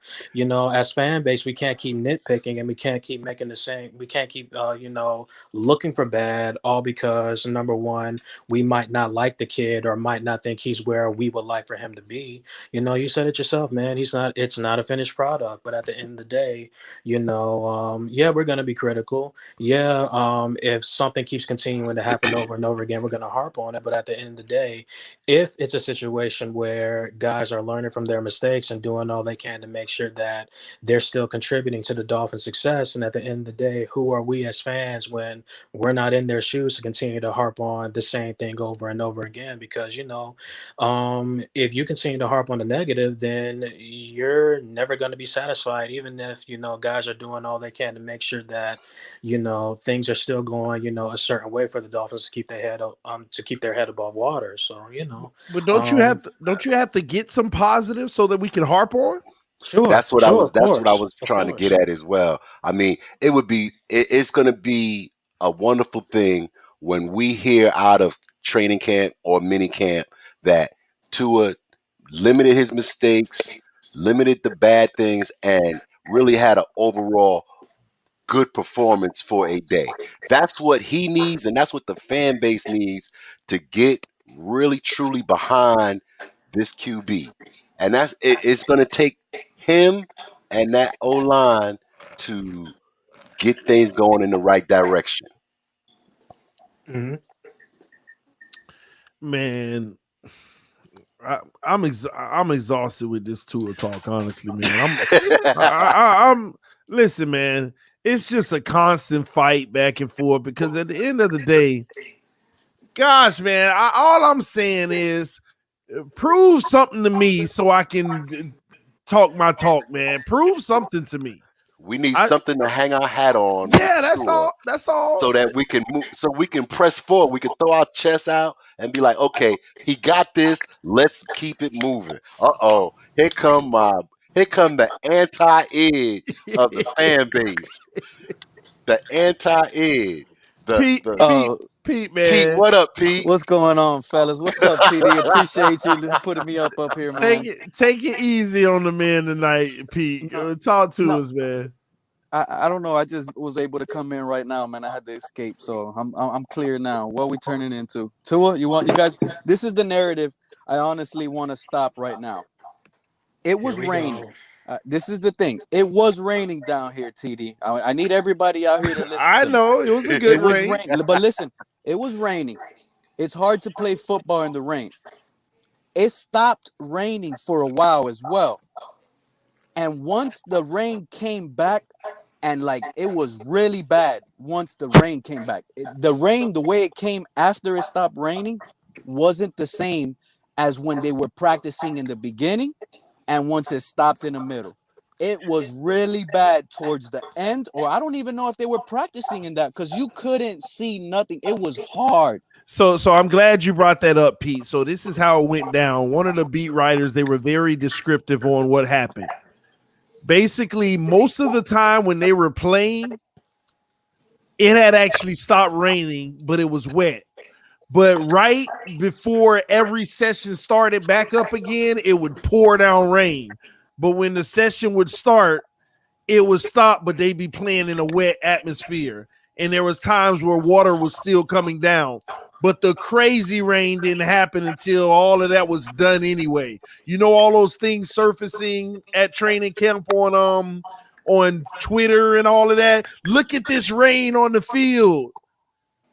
Nobody was on the field when they showed those. That's when it was coming down like a freaking hurricane or whatever. So, I mean, the elements weren't the greatest. They really were practicing in some heavy rain, but at the same token, I don't care nothing about the weather situation because we could be in a Super Bowl and you have those same weather situations. The NFL isn't going to stop that game. I You agree. could Right. be in an You can't AFC control. You championship can't game control and that. and be there. You could have a midseason game. Like I think remember if I'm I don't not know what mistaken, happened. I maybe got two kicked out years when I was ago, speaking. about 2-3 years ago, the Dolphins played a game in basically a monsoon Mm-hmm. conditions. So it happens. Right. It It doesn't does, mean man. that you stop the game. It doesn't. The only thing that stops an NFL game is lightning. That is the only thing that stops a That's game. true, and it actually Lightning. started lightning towards the end of it as well, like late in the evening as well. But Yeah, go ahead, Pete. here's another thing that's concerning. I'm Like coming to you, Jimmy, after Pete. this is the concerning thing. We knew the weather conditions, right? The coaches emphasizing deep throws in this weather to me is like, how can I put this? The coaches are in it seems like the coaches are in a hurry to see if this guy has it already. Like, Show me what you got, and what we want you to do is throw the ball deep. Can we see you throw the ball deep? Because that's what we're interested in right now. We know you could throw the short stuff. Give me the deep stuff. And the coaches emphasize that. That's what the coaches wanted to see. They pretty much told Tua to do something he's not very good at. And to me, that goes a long way into the coaching trying to see what he has in that department. I can't. What I can't do is let that false narrative run. I honestly don't agree with that. For one, every team across the NFL right now is trying to evaluate what they have at the quarterback position thoroughly, whether it be with long passes, short passes, and all type of positions. Now, what I don't hear nobody mentioning on the panel, and we are all Dolphins fans rightly, is how, our counterparts, the Patriots, Crap Jones was successfully making strikes in the rank. I mean, he was looking good. He had Cam Newton looking bad. I'm not sure if anybody's seen the film, but I mean, he was looking out, fantastic. And this is his first year in the league. So why there's so many people so fast to try to jump on the bandwagon and fight for Tua when he obviously is not performing how he should? And he has counterparts who are in the NFL, who are training in these same situations and being successful. Yet we still, time and time again, have every excuse as to why Tua is not doing his job. And that's all I want to know. Why is that? I can't answer your question, Wayne. Well, first of all, I'm trying to find the answer too. I'm holding him accountable. I'm not trying to make excuses for him. I'm holding him accountable because I'm not saying the weather is a reason for bad performance. So I'm not the one who's making excuses for him. I'm more hey, I want to see it done. And let me add to this. Let me tell y'all what some people are saying in the comment section right now. Why can't let me read these real quick? Okay, I'm not an Alabama fan either. They said he facing top defenses. He facing a top defense. Why can't our defense just be good? Go look at the name of the people who picked him off. Yeah, exactly. Need him. But the thing is, TD, we were on 77 drills. He threw interceptions on that. That favors the offense automatically because what pressure are you really facing? He also did 11 on 11s, and he threw picks there as well. I mean, like I said, wet balls are hard to throw. But that's why it's concerning. They were forcing this guy to want to throw deep. This one question I got. So was that Pete? Was that fantasy fan panel who just spoke that comment? So if we in the Super Bowl this year, right? And it's raining. I mean, it's monsoon raining, just like one of the panel members said. Are we now gonna get the storyline ready today early before the season starts? Oh, if it rains, the expectations of our franchise quarterback as an NFL player are now lower. The standards of what we expect from him are now lower because of a tribulation in his way that may be weather, it may be snow, depending on where he traveled. It may be rain, it may be sleet, whatever it may be. Now is the weather now another factor, another band-aid that we're gonna put on Tua Tagovailoa to say, okay, no, we gotta give him more time. We gotta see what he got. So what exactly is the narrative gonna be? That's not necessarily what I've been hearing, actually. If anything, a lot of people are actually saying because he has weapons and an offense that is, quote unquote, suits his style of play. If anything, a lot more people are saying that there are no excuses for him this year. Hey guys, how's my audio? Can you hear me? That's not what we discussing on the panel. It sounds like what I'm hearing back and forth is, well, the weather was a factor, but it's Tua. We still got to see what, no, we got to have expectations and guidelines and goals for exactly what we need for the organization. And if we don't stand, like TD said, we got to stand for something or we going to fall for anything. We cannot just sit by like we did with Ryan Tannehill, see the mistakes, see the problems, see that they're consistent. Last year, he had a lot of interceptions. What we don't want to see this year is interceptions. Day one, he has how many interceptions? 5. That's not our fault. As fans, we can't control that. Only thing we can do is hope that Tua Tagovailoa goes on the field and does his job. At the end of the day, that's what we've been saying. If anything, most of us on the panel have said, look, bad weather is not an excuse because you can't control it. And no one's trying to make excuse for him. And like the gentleman just said, we're just holding him accountable. Just because we're holding him accountable and trying to be faithful for the future, that doesn't mean we're being biased and trying to ignore the obvious. Well, that's what everybody's accusing us of. But Jimmy, we didn't hear from you yet. We can hear you very well. Talk to us. What's your thoughts? Okay, all right. So my audio's good? Yeah, you're good. Yes. All right, perfect. Yeah, look, we're definitely overreacting. We're definitely overreacting, but at the same time, I mean, 5 interceptions is 5 interceptions. Right now, we're talking about the Super Bowl. I think we need to slow down. Throwing 5 interceptions against those second, third string guys, it is a problem. The excuse that he had where he was trying to figure out, trying to throw it in tight windows, that does concern me because, the big talk about Tua is his arm strength.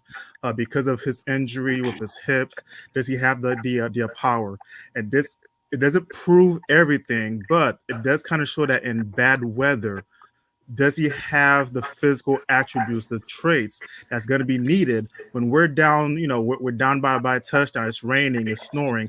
Does Tua have the physical traits to help us and win a game?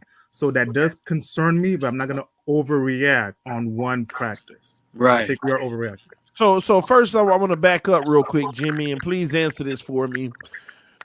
When you say people are overreacting, what do you mean by that? Where's the overreaction? On both sides, because you have one side saying, "Oh, well, it's just mini camp, it's just one practice," but 5 interceptions. I mean, come on now. On day one. Well, you know what? It could be day 1, day 50. 5 interceptions. That's way too much. But then you also have the other side that's making excuses. Oh, it's raining and all these excuses. No.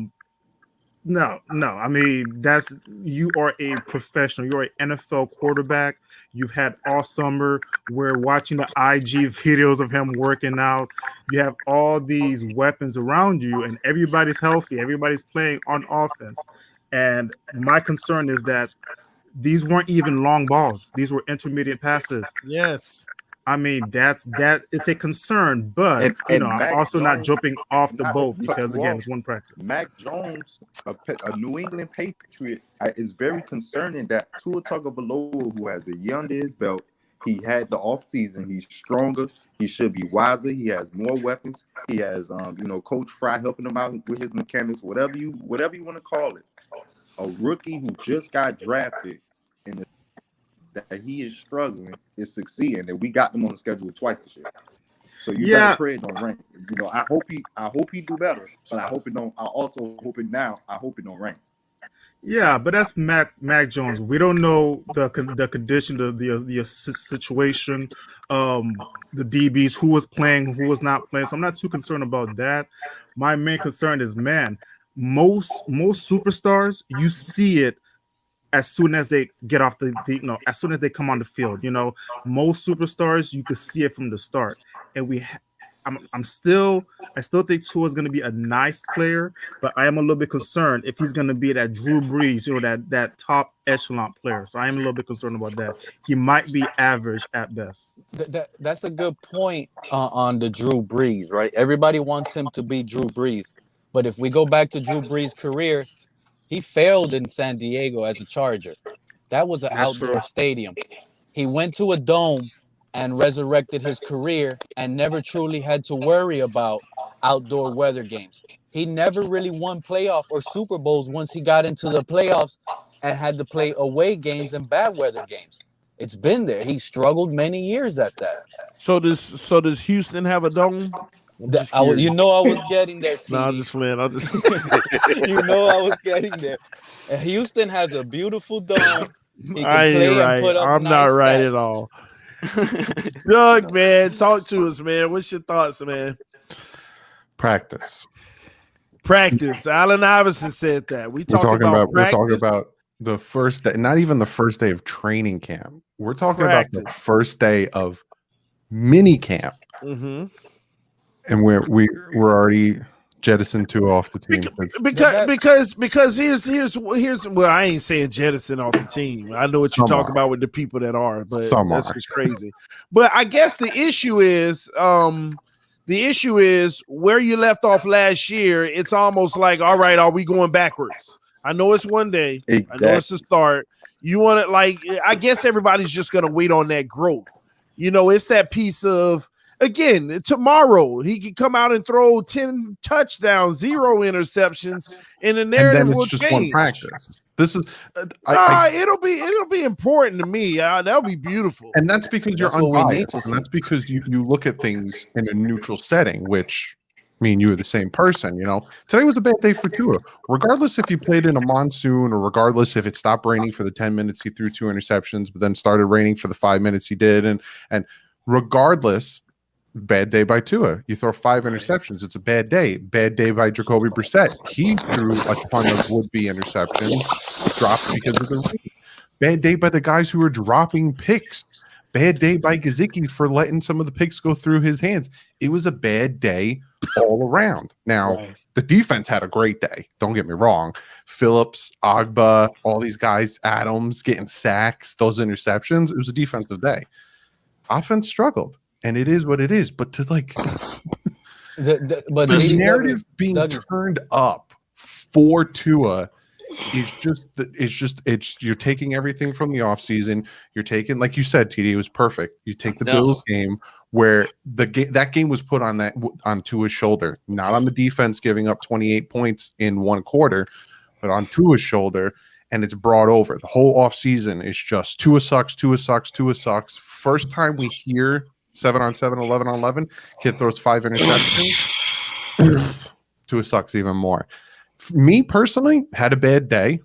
All right, let's move on. But I know for a fact if it was flipped, all the Tuaneers and the Tua stands would lose their mind and come after people that hate for Tua. See, I told you, Tua's the man. You guys suck. And then the people who don't like Tua would say, it's just one practice. Relax. So it's going to be a battle. It's going to be a battle with that for at least the rest of this year. That's a sad state of being. That's a very sad state of being because theoretically, when you think about this, right? I mean, and for those people that actually understand how this whole process works, this defense has not really had to do much. Enough of this Tua hate stuff. But change. I mean, they haven't changed anything, right? They came out aggressive in the 5-11 season. Can't be Dolphins fan. I'm just a Dolphins fan. I want to see the whole team succeed. That part. But I'm not even talking to the Tua stuff right now. I'm talking about. I'm trying to. My goal right now is to get people to understand how these processes work. Right? When you took the defense is done, whether X was there or not, they're pretty much complete. Their scheme and how they're going to play is not going to change. So they are technically a season and a half ahead of schedule of the offense because the offense has had 2 offensive coordinators now, and now they're going back and trying an entirely new combination of offensive coordinators, right, with new pieces, adding Will Fuller, adding Waddle, adding a new right tackle up front, adding Skura, and a host of new tight end, with all of these things, all of these new pieces that we have that are so nice and are going to be so advantageous for Tua in terms of his hope to be success going forward. It all has to gel, right? And it all has to work out. And there's a process to this. These guys don't just show up and it automatically happens, right? I'm not going to talk about the weather because the weather and the elements are things that you have to deal with in football. But what I do know is that I would rather have any quarterback or any player making these type of mistakes now as opposed to later. And the fact that he actually had them, Flores had them out there in this monsoon. Yep, they didn't go in the dome. Through it. All of this stuff is going to be that much more advantageous for them in the long term. But I do understand it, right? Yes, he has a lot to prove, right? But I still look at him as the same person I looked at him as. He's a kid, right? What is he, 21, 22 years right now? And what he did in college was beautiful, but I understand that this like going, you know what I'm saying? You talking about going from college to the NFL. Some people make it look easy. It's not so much easier for everybody else. It's not that the Dolphins had this prolific offense that Tua stepped into prior to him getting drafted. We've been a struggle situation for the longest time on offense, right? I mean, we've had some success, but it's not over the top. We wasn't like we was a top 10 offense the last 10 years before this kid got here. My thing is, I don't want to say it's just practice, but it's expected, in my opinion, because of what they have to endure to, like I keep saying, they have to establish an identity, right? Mm-hmm. They got to figure out how these pieces work together. They got to figure out, they get an opportunity now for the first time to watch these guys full speed running through these zones, getting pushed on by these DBs, getting knocked off their, getting knocked off of their, their foundational points of being able to transition through their routes, all this type of stuff. And the fact that they was doing all this in the rain, I like it because you're supposed to do it. You're supposed to be able to try to see exactly what you got. You know what I mean? Yeah, I just got to mention that. Yeah, I would be more concerned today if the offense totally lit up the defense. That's not going to happen, though. Yeah, but it's not going to happen. But what I'm saying is, I would be more concerned. Oh yeah, I understand. Day one, if the offense would have lit up the defense, right? Because I'd be like, wow, wait a minute, all this talent and the continuity, and they lighten the defense up, they've been on there for like 2 years. But DW, you know, the statements would have been then. Damn, X, man, all this because of X. You know what I mean? But there's a build. This whole process is a building block. Yeah, but I do want to address something that Ashton mentioned. I don't know why people like if you move one guy in special teams, you know what I'm saying, and you have the entire group, the other 10 already in place, and you bring in one guy, that's not as big of a deal. But when you move like you legitimately right now at this point, the offensive line is 1 year removed from being damn near all rookies, right? Skura, who nobody wanted, and whoever else was up there at center today that they didn't really mention much about the offensive line. But all of these pieces on offense have struggles that they're going to have to go through to collectively together become a official offensive unit. And I'm just being honest. I've seen this process over and over again, but it's one that people don't really take into consideration. People just think that, oh, the guys showed up. Okay, they're in camp now. It's just going to magically happen. Poof, we're going to be this top 10. No, it doesn't work like that. I mean, at one point in time on the field, you could have 8 second-year players and/or rookies on the field playing for the offense. Yeah. It's going to take a little time. I personally think since we didn't hear anything on the offensive lineman, then that's a good thing. Because usually when you hear something on the lineman, it's not very good. That's just my opinion. And Douglas Durong, I wanted to react to your question on the fan base overreacting part. I don't think it's really it's a big overreaction because the quarterback, it brings big reactions. But here's the thing with Tua. Tua isn't a player that's proven. There was other quarterbacks that threw a lot of picks. Mahomes, a lot of them out there. But there's certain ones that cannot throw interceptions at this point right now. If Sam Darnold is throwing interceptions, they're going to be calling for his neck. Tua is in a point where he has to prove himself, and it just keeps getting worse and worse. So people will not hold on and clinch on that. Like, even the supporters right now, the Tuaneers, if this continues to happen in minicamp on the second and then the third, and it's gonna get worse and worse. So versus 9 games, 4 years, it's not more of an overreaction. Ball game. I was just about to say that. You're being. Why are we crucifying this man? 4 years versus 9 games. Hey, hold on, guys. You see, maybe you guys don't sit where I sit. I sit where this team is only going to take us as far as our cornerbacks, Xavien Howard and Byron Jones, elite level of play can take us to the next level. It's not just them. Just them. It's trenches. This whole defense is based off these cornerbacks right now. That's what it was last season. You're not going to survive in the NFL just on secondary play. We have to be drafted a pass rusher for a reason. We lost 4 games last year. You're not going to survive in the NFL if you cannot score points. We lost 4 games last year alone because of porous run defense. And we didn't get a lot of sacks. Listen, I know and you know why the defense was gassed. And that ain't got nothing to do with secondary, bro. Do you know why we were giving up big runs in the fourth quarter? All the 3-and-outs Tua was giving us, bro. Pete, I understand our offensive issues, bro. But what I'm telling you is this. No, you don't understand the issues. How are you telling me I don't understand saying that we allowed so many rushing yards, bro? Our rushing defense was hurt because we couldn't get first downs consistently. What does that have to do with us giving up and getting bludgeoned in first quarter of games? Pete, which games were you watching? We were horrible against the run in some games, man. Are you serious? We don't have offense can't play defense. Thank you. We gave up more rushing yards in the second half than we did in the first half in almost every game. And we still have things to work on. All I'm saying is that today, right? Because the big issue had this today had everybody up in arms, right? I'm not going to go out and crucify anyone over the fact that the kid threw 5 interceptions. Hell, I agree. I'm not. I don't see the point in that because I'd rather him do it logically. For me, I'd rather him do it now, especially considering the conditions and all of the stuff that I know this offense has to work through to find their identity, which they don't have, as opposed to in September doing it then.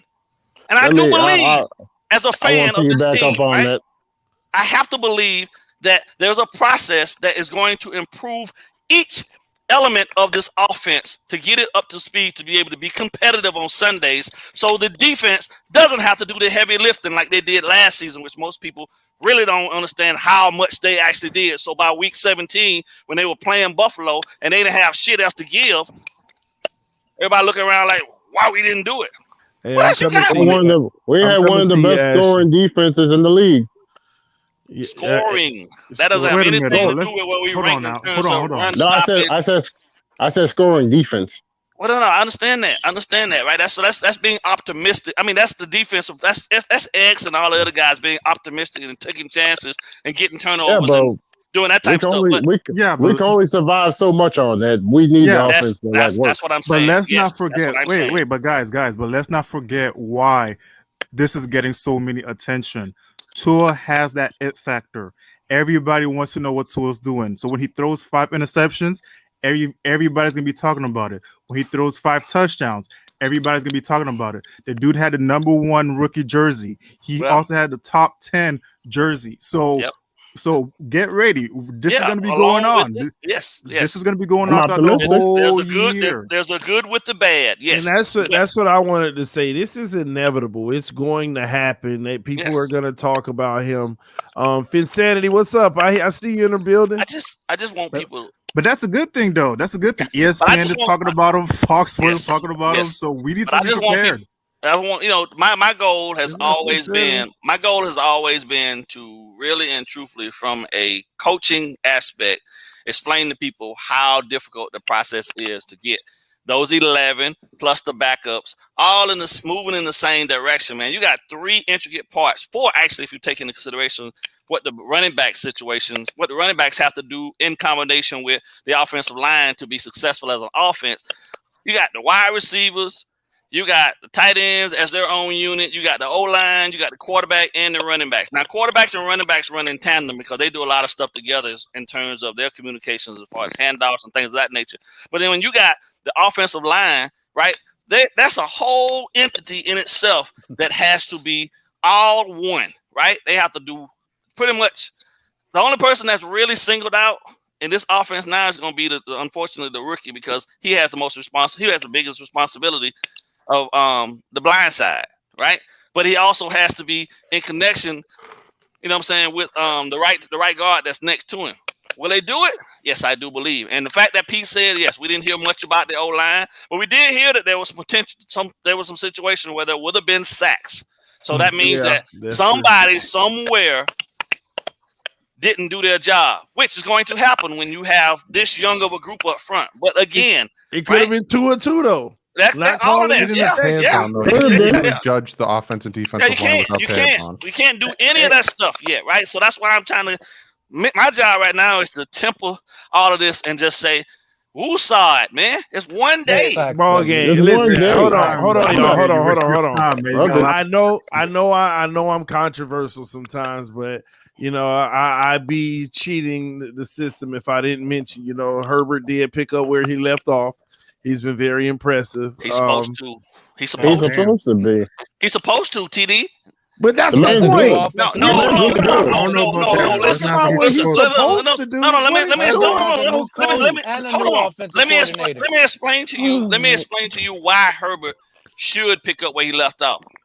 The only thing that changed is the name of the person calling the plays. I seriously doubt, without a shadow, that they changed and scrapped the entire offense that he had success in last year to this new guy system. They're gonna bring him along slowly, but this is minicamp. So you're supposed to go out there and give a guy things that he's comfortable with to actually get him into a groove, right? That's be the smart thing to do anyway.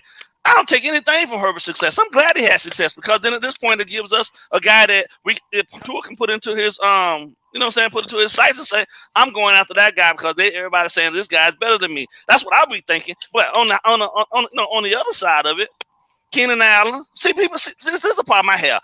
People don't seem to understand that unit there in San Diego without Hunter Henry, who's now gone, but Keenan Allen, Mike Williams, all of these dudes, they have been together for at least 3 seasons, right? And they've all been really good quality receivers, right? So why wouldn't he have success with the same guys that he had success with last year? None of that changed. Mike Williams, they also tightened up their offensive line in the offseason by giving them a center.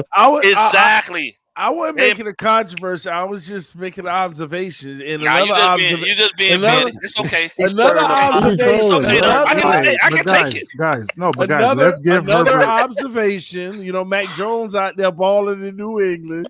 Is he?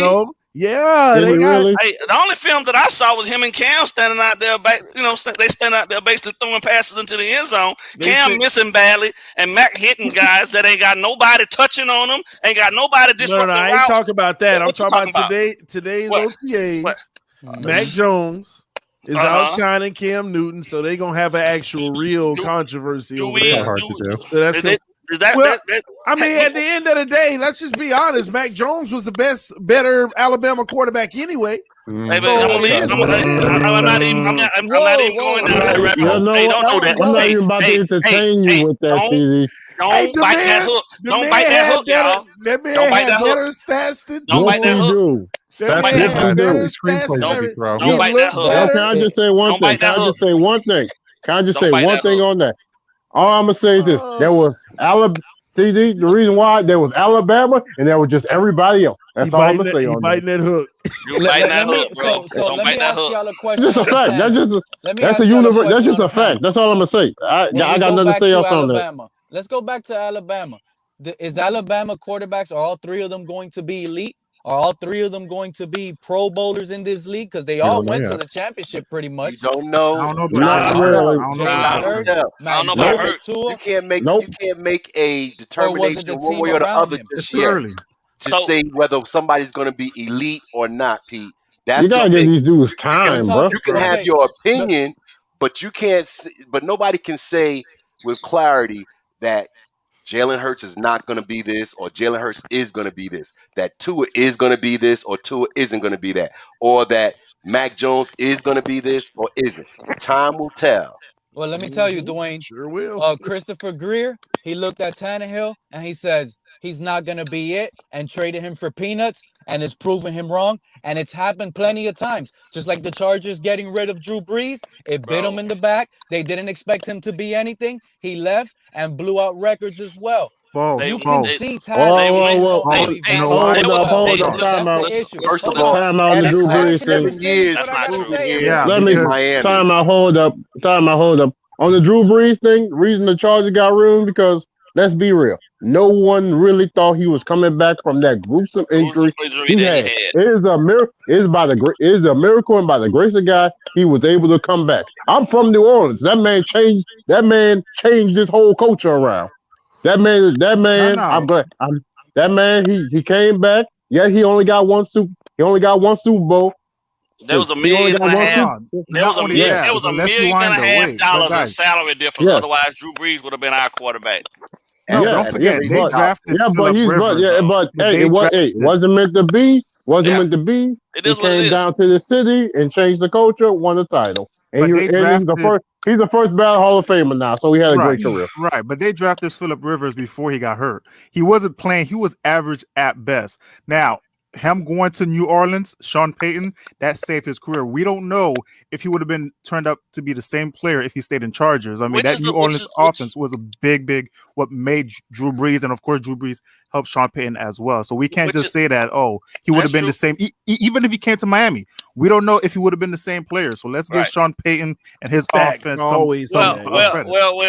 that could be said about the same thing that everybody out here running out, grabbing pitchforks and coming after this kid's head after 9 games too.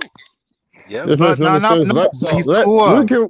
out after this year if he's the guy or not. I'm just playing TD right now. I'm just playing TD right now. I'm just all games.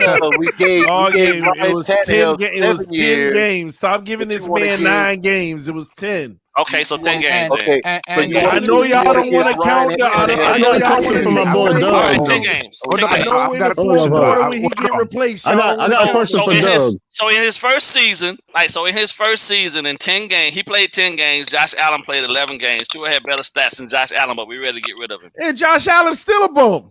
He's not a bum. You're supposed to call him a bum because we all know TD be trolling. We all know TD be throwing the Josh bell. Allen is a long way from being a bum now. Bums get beat like that in AFC Championship game. 3 years. The dude was third for Hey, go, TD.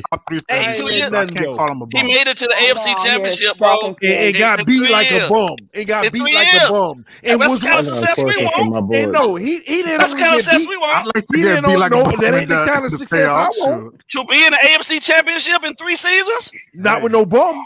From being a rookie quarterback. Let's get something straight. I do not want a repeat of Dan Marino's career never getting us a Super Bowl. That's not what I'm saying, TD. That's not what I'm saying. No matter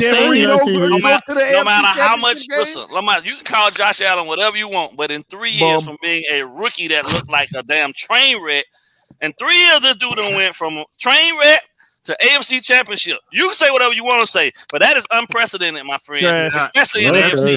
With the exception of Mahomes. And even Mahomes, the offense was already built. Super trash. Yo, question, Doug. Okay. I got a question for Doug. Hey, Doug, in your video question, who did Jordan Phillips hit that he was running laps in practice? I heard you say that in your video. Did we find out who he hit? No, he was running laps. It was never mentioned. No, there was a player on the ground. And he had to run laps. There were multiple players on the ground. I like it though. I like it.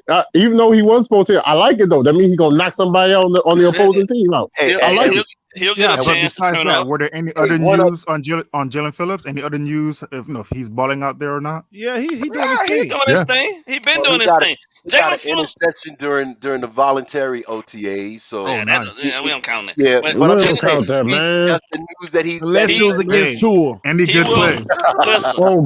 Listen. Right now, all of this stuff that they're doing right now is just scheme familiarity. That's it. Right. So I take all of this stuff. It's football, but I don't put nothing into it because all it is basically high levels 7-on-7 with 11 players at some point, 7-on-7 the other time. None of this stuff matters until they actually put on helmets, pads, and lower pads and cleats. So full gear. When they put on full gear, then we can start talking about then Coach Taylor show up. That's when I'll start scrutinizing everything then. But right now. They didn't do any running drills, did they? Nope. No. They didn't run it once. It was straight passing. Yeah. In the worst conditions. That's what you want. You want to see what these dudes. You see, let's shift gears real quick. TD. That's what the first. Put the pads on, and then we good. The media and these reporters, and I honestly think it's Armando Salguero that came out with the video on Twitter that has this whole fan base right now thinking it was that type of weather they were practicing in. It was raining. I know. But it wasn't a monsoon like they keep on bringing it up. By the time it was that hard, practice had already been over, bro. But I don't want this fan base to be lied to like that, man. Yes, it was, but it wasn't as bad as the video was. I've got a question though. Like TD said, let's switch gears. But I do have a question. I think TD, you mentioned this as well regarding Ryan Fitzpatrick. I've been hearing from a lot of people that a lot of people think that we would have had either the same record or a better record if Fitzpatrick was a quarterback, which to me makes no sense. The dude has been in the league for 16 seasons, never made it to the playoff. And it just and I'm just confused on why people think that we would have had a better season. Well, that's a good argument. That actually is a good argument. Let me give you my take on why I feel it is, ball game. He's gone. I understand that. I just want to, I'm entertained. But the only thing I'll say in that nature is, when Ryan Fitzpatrick was playing, we didn't have as many turnovers. Our defense wasn't creating as many turnovers. So when Tua was playing, our defense was a turnover machine. That introduced, like, our defense was going crazy when Tua was playing. So had Fitz had that level of defense, because our defense was not playing at a high level the first 5 games of the season to start out. You could just go see that statistic. And he was also missing Byron Jones in a few games, right, TD? Well, yeah, we know that. But if you add our defense when they were running at its optimum level, and if Fitz had that defense, I could see us possibly edging out 11, but that's neither. I'm gonna be honest, it's neither here nor there. We really don't know, to be quite honest with you, because we don't know how we can factor in the interceptions that he would have got that Tua we're gonna get. So it's a catch-22. Wait, hold on now, because let's not forget Fitzpatrick. Okay, TD, I see you. Hold on now, because with Fitzpatrick, let's not forget he turns the ball. But let's not forget, Fitzpatrick turns the ball himself. The first 6 games, he threw 3 interceptions against the Patriots. And come on now, he went 3-3. The only 3 games that he won was against the worst team in the league, the Jaguars, the second worst team, the Jets, and then you have San Francisco, where Garoppolo obviously wasn't ready. So you could say they were the worst team, and they had corners who came from the street. So the 6 games he lost to 3, he won 3 against bad teams, and then he lost to the 3 decent teams, Seattle, Patriots, and Buffalo. But we want to say that, if he was a quarterback, you can't even look at it that way, and here's why: because we never got blown out with Fitz. We never got blown out. Even with his mistakes, we weren't getting blown out, and our defense was not playing at the same level. I mean, do you know we averaged almost, it seems like, 2 turnovers a game? When Fitz was in, we weren't even averaging 1. Yeah, they got a turnover in the it was clear to see 2 in Jacksonville, 1 in Seattle, 3 in San Fran. Yeah, with Fitz was our defense was still pretty good. I mean, it wasn't as great as it became. No. I don't know about that. You sure? Yeah, I'm looking at it right now. Defense overall was not playing nearly. And you know what? Let's just go to one area. Pass rush. When did we start the 0 blitz? When did we start sitting in the house? They started that week. What was that game where we went on the road and we blew somebody out? I forgot which game that was. I think that 49ers. Was like Fitz's last game. Fitz's last game. Was it the Jets? 49 game. No, that wasn't it was the Jets. Yeah, 43-17. Yeah, wait, hold on now. But wait, but if you want to make that excuse, it was the Niners. Tua also has some disadvantage as well. I mean, come on now. The defense? His number, no, I'm talking about overall because his number 2 receiver was out. His starting you can't give me that because Fitz. You can't give me that because Fitz would have still ate with the number 3, 4, and 5. But you know what else Fitz would have done? Thrown a lot more interceptions as well. Bro. That's speculation. We don't know. In the fourth quarter, he was still ripping with those guys. This is my gear. Hold on 1 second. This is the gear I want to go to. I want to switch over to Xavien Howard. All right, I want to talk about that situation, but before we do, I wanted to check. Finsanity, are you there? Yeah, I'm here. Can you hear me? Hey, sis, what's up? What's going on, First Queen? of all, how are you guys all doing? It's definitely great to be on here with Mr. Ballgame, Doug Lee, respectively. Hey, Dwayne, Triple S Podcast. I think I've talked to you before, and everybody on the bottom except for Pete. Hi for the first time, Pete. Me and you, we gonna go at it about Tua, but TD. let's talk about Xavien Howard. Let's talk about the X-Men. We've already had enough conversation about Pat White.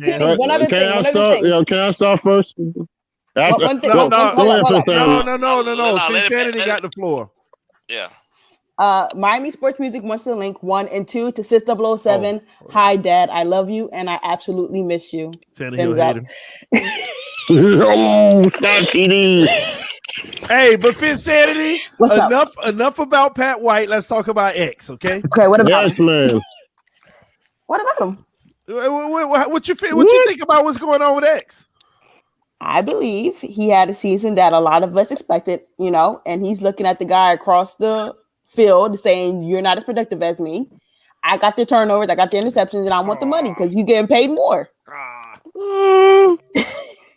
I don't get why. So do you pay him? Do you pay him? Flip him. Flip him for what? Huh? Flip him for what? Listen, I mean, some people want a new quarterback. I'm happy with Tua, but go out and get more draft capital because you don't know what's going to happen with Tua after this season. Because we all feel like if Tua doesn't show up this season, what are we going to do? I think that's for me. I just think it's a really bad notion to put out there for one, because at the end of the day, there's a growth process for all rookie quarterbacks. Herbert had arguably the best one that I've seen, probably since Luck. Really, when you look at it, because he won a rookie award and everything, but he fell into a perfect situation too. I mean, if I go out there and throw to Keenan Allen, who was arguably one of the top 5 receivers in the league in the last 8 years, I'm not gonna have no issues. I don't think Hunter so. Henry. And the best availability. I mean, the best ability for a quarterback, especially a young quarterback, is availability, and most of his guys were healthy for him. You know what I mean? I see people talk all the time about how bad their offensive line was, but I mean, I don't know. They gave him enough protection for him to stand back there at 6'6" and add that bit out. You know what I mean? And he didn't take a lot of sacks either. So my thing is, hats off to Herbert. You know what I mean? In whatever success he has over there until he has to play us, because at the end of the day, it's about what Tua Tagovailoa can do. You know what I'm saying? With this defense, helping ensure that he doesn't have to do as much as most people want him to do. I mean, I think people unrealistically believe that this kid has to go out and throw for 450, 500 yards a game, 4 or 5 touchdowns. Ain't nobody really doing that. And you don't need to do that with the type of defense that we have, and those weapons. Schematically, those weapons will help improve the run game because teams won't be able to 6 and 7 in the box. The linebackers, if they got linebackers on the field, they're gonna have to split the distance between the tackle and the slot receiver. It's hard as hell for you to get back inside to be Thank you covering wall. Thank you for saying 6 or 7 in the box. All these fake narratives like there were 8 in the box. Listen, Mr. Ballgame, I support Tua. I really believe he's going to be productive. Everyone sees productive, I guess, as a different measurable, but I believe that he's going to go out. He's going to do what the coaches ask of him, like he did last year, and he's going to win more games this year. That's all we need. We just need. The only thing we need him to do is not be the reason the game is lost. That's it. Are we back to Tua? I don't know how we got back here, though. I don't know how we get back. I'm gonna address it. I'm gonna address it. I think listen, TD, I think the biggest issue right now is what you was bringing up, though. Is Xavien Howard, right? Yeah, no more Pat Tagovailoa. So you signed an extension. So you signed an extension in 2019. Correct. Right? Well, you signed an extension, and you got hurt. Bam. You only played 5 games. We still paid you your entire salary for 2019, and you come out in 2020. Yes, you balled out. But how do I know if I go and I make you the highest paid Dolphin player right now that I'm going to get the same level that I got from you last year? 22. How do I know that? Right?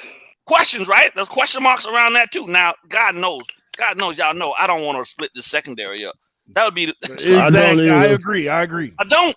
But What I do know is that it's team first with these guys, and they are not going to allow one player to bend them over and give it to them, bro, and dictate to them what is going to happen. That's just not going to happen. How many times has there ever been a cornerback to have double digits in interceptions 2 years in a row? It don't happen. You know why it don't happen? No, but you know why it don't happen? Because no other cornerback in the league has another all-pro on the other side of him locking down the number one receiver. And my thing about that is X played a lot of the number twos, bro. Like, there were games where he had the number one guys, but he played a lot of number twos. He didn't always have the number one guy. Byron Jones quietly went about doing his job, bro. Like, real talk. And people always talk about, oh, he didn't do this, he didn't do that. No, you didn't watch the film. He's locked down. It's not about interceptions with Byron Jones. I know, but I'm saying he grew. When you erase the receiver, you did your job. Hold on 1 second. Also, Aaron Brewer did that with tight ends. Made him disappear. We have enough money already allocated on the defensive side of the ball. Like, how much money are we going to keep allocating to that side of the ball? Eventually, the offensive side has to get paid. Here's the thing when it comes to the Xavien Howard. He didn't cover the main guy. You're right, ball game. When you really think about it, he covered the number ones when the quarterback really was important. Russell Wilson, he covered the number one in DK Metcalf. Patrick Mahomes, he covered Tyreek Hill, the number one. When we played the elite quarterbacks, he was covering the number ones. So that's what I see. No, a lot more games. He just didn't cover the number ones in New York. I can name you the games. He didn't cover the number one against the Jets. He didn't cover the number one against the Bills. And we know that was week one when we were all worried why he isn't covering Stephon Diggs. We were all concerned. But that they weren't going to switch the game plan up at the last second. That's what was said in that week one. But if you go back to the last game, he did. He was covering Stephon Diggs. But it was both of them switching multiple schemes and dictating to where the ball was going to go. So they used Xavien Howard. The man got toasted. My question becomes this. At some point, and I'm all for, listen, I am all for players getting their money. I'm all for it, right? Because ain't no real guaranteed contracts in the NFL other than what you sign for when they guarantee whatever portion of your contract. Other than that, they don't really owe you nothing if you don't get the larger portion of your salary guaranteed. I'm all for that. But at the same time, bro, like, I paid you. You're on contract with me till 2024.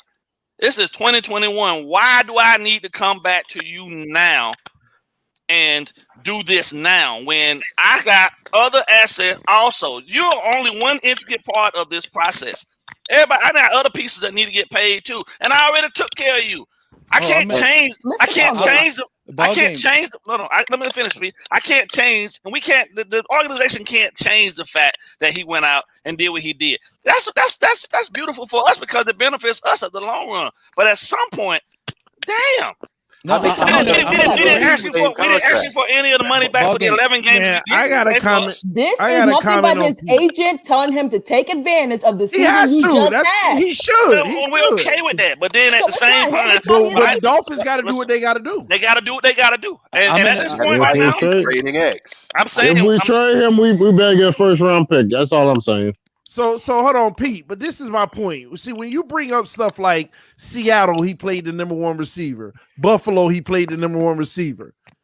And those are the games where he got toasted the worst. Seattle, 7 targets, gave up 6 receptions. Buffalo, 8 targets, gave up 7 receptions. And those are the only 2 games he gave up more than 100 yards. The only 2 games, you mentioned it. You're pointing out the point that we're making. Had a lot of penalty yards against D-Hop, though. So exactly, but it's hard to shut down everybody in the league. But here's the thing with Xavien. I'm in agreement with you. We already have this guy under contract. Right? I am not paying this guy any more money, and you aren't going anywhere either. You're a part of this team, whether you like it or not. You can hold out all training camp. You can hold out and lose your money. But when it comes to week 1, you're going to be here showing up because I know you're not going to miss the whole season. And you're going to play under that contract. It's simple. I know it's an overreaction. But we don't have to. But here's the biggest issue. Xavien Howard, he cannot be left. He cannot get traded out of here. Yeah. And his biggest issue is, he feels like it's a slap to the face drafting Noah Igbenogany. He already came out and almost like said that. He said that. Javon Holland, to me, I literally compared Javon Holland to an Xavien Howard, and that's who my comparison is.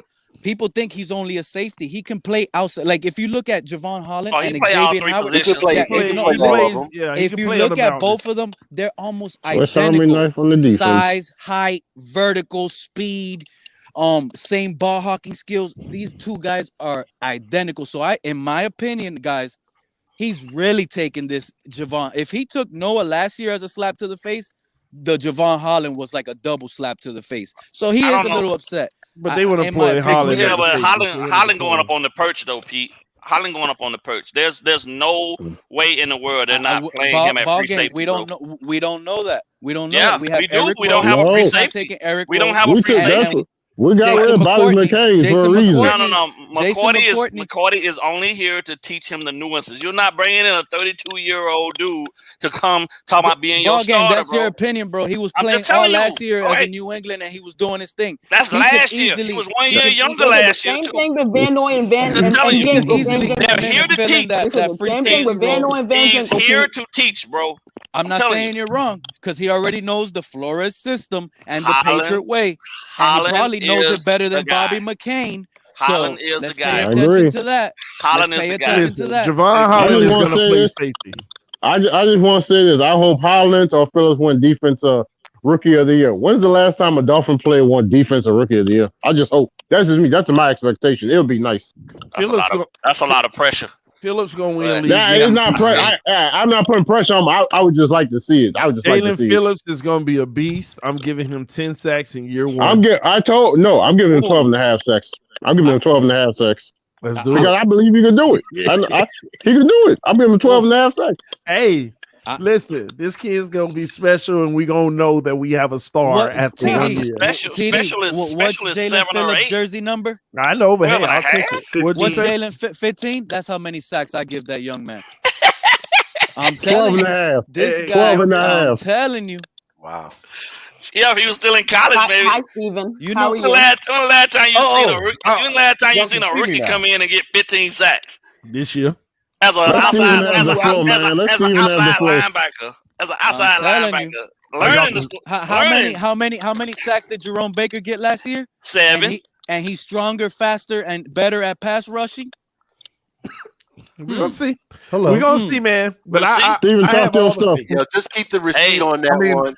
I doubt it. Remember, I said it on that one. 15. You said 15. His jersey number. Yeah. I'm just doing my best Dudley Do-Wrong impersonation, just sitting here watching. I just, man. Because it's tough to get in. Y'all know they like to send pressure on our defense now. Y'all acting like TD ain't got no morning show to get to in the morning. That's what y'all acting like.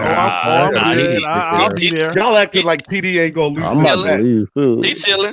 Hey, no, Doug, though. So you paying X? Just make him I hate the whole situation. I honestly hate the whole situation. But not this year. Me personally, Dudley Do-Wrong, friggin' GM. I'm giving him I'm redoing his contract to get money this year, and then I'm giving him a super incentive-based contract. You need to play games, you need to produce, and if you do all these things, X, Y, and Z, you get the money at the end. And if you don't like it, then I don't know. But it's the whole contract situation sucks because he plays and he gets 10 interceptions, so he feels like he should be paid more. But we all know for a fact he doesn't play a full season last year, and he suck and win last year. We're going to be looking at him saying, you need to give us money. You didn't add up to that contract. We want that contract back. So it's a double-edged sword with this whole situation and players and contracts. But you missed 11 games and you missed 11 games look at the contract and say, you didn't play up to this contract, so we're going to cut you. But then if a player overplays the contract and he wants more money, he's a villain. So how much do you pay him on an annual? Just Oh, I a don't million. know. You're Matt. I'm not giving him a new contract. You just pay him $1.5 million. You pay him $1.5 million So more you're than gonna Jones let getting. Xavier, How about this? How you're gonna about let this? They Xavier want Howard way sit more. for a year, Doug? How And I about don't this? care what he It'd be wants. tasty. Doug, That's what we're gonna Dougley, pay you. If you Dougley, don't that want If was that, we really pay then awesome. him that I much, said want that. to take a big old cap hit? I'm just saying. no. Dougley, that was No. awesome. You can I said restructure that exactly about Xavien Howard on Larry's show about because he's taking that done. incentive. He's done. He's So, done. He's how done. about He we has just no We're more already guaranteed post money. June. We're post June, man. Yeah, he How don't have about- any more guaranteed money. So at this point right now, that's what he wants. Like there's no more guaranteed money on his contract. So he wants more guaranteed money. So how about like we Per do it like year. Dougley Per said? year. Yes. We just give him $1 million for every interception he gets. Then they That taking ain't a gonna pay happen. cut. No, yeah. No, on top of like no, as an incentive, as a bonus. If you get interceptions, No, because you're gonna get $1 million he making each. 12. He making 12 point something right now. So you're gonna give him. Let's say he go out there and he get 8 or 9 this year. You want to give him another $9 million on top of that to make him $20 million? He earned it. He There's ain't defensive earned it. ends. There's Nah, defensive he ain't ends. earning that. Listen, there's defensive ends that get paid incentive deals for doing sacks. So what was that deal? Xavien Howard has came out. We're and talking said about out two of his own different mouth. types of positions. What was that deal? I'm breaking it Danielle down. Hunter got. Hold on, I'm breaking it down. PD, is this what you Xavien go Howard tonight? has come out and said it's harder to You get shaking an your head, yeah. interception than it is to get a sack. So how are these guys who get sacks get incentives on their sack deals, but a cornerback can't get incentives on Bro, interceptions? you trying to get this man $1 I million think a pick? I think it's harder. Well, to get we don't have sacks to. I think We it's can harder maybe to get 500,000 It's hard to get sacks in It's my harder to opinion. get on top of sacks what he than it gets is to paid. get picks. I'm just saying, an incentive, like Dougley said, that to me is the best route to go with Xavien Howard. I It see doesn't. why I just Dougley said $1 million. uploads To me, videos now. it's a little Makes bit, sense. you know. But Dougley, don't see you. Dougley said give him incentive based on being available, Being available. being on the field, and of course probably some performance incentives, but not no $1 million a sack or $500,000 a sack. Or an interception, you mean? But I'm Yeah, willing. I'm interception. willing to do it. I'm willing to do it to make this guy happy. That's And the see, issue. Well, I'm the that ain't gonna exact. make them happy either, because at the end of the day, here's what people need to understand with renegotiated deals. Whatever the agent knows you can get on the open market is what they're going to pursue from you. There is a crazy team out there right now that would give Xavien Howard $20 million a year, as high as 22. There is a team that'll do it. So Flores and Greer already gave the agent an offer. They already gave him an offer, and I know that offer was more than Byron Jones. But for Flores to come out today and say, I don't think he's showing up, then that means they already know he's not accepting that offer and they don't want to budge.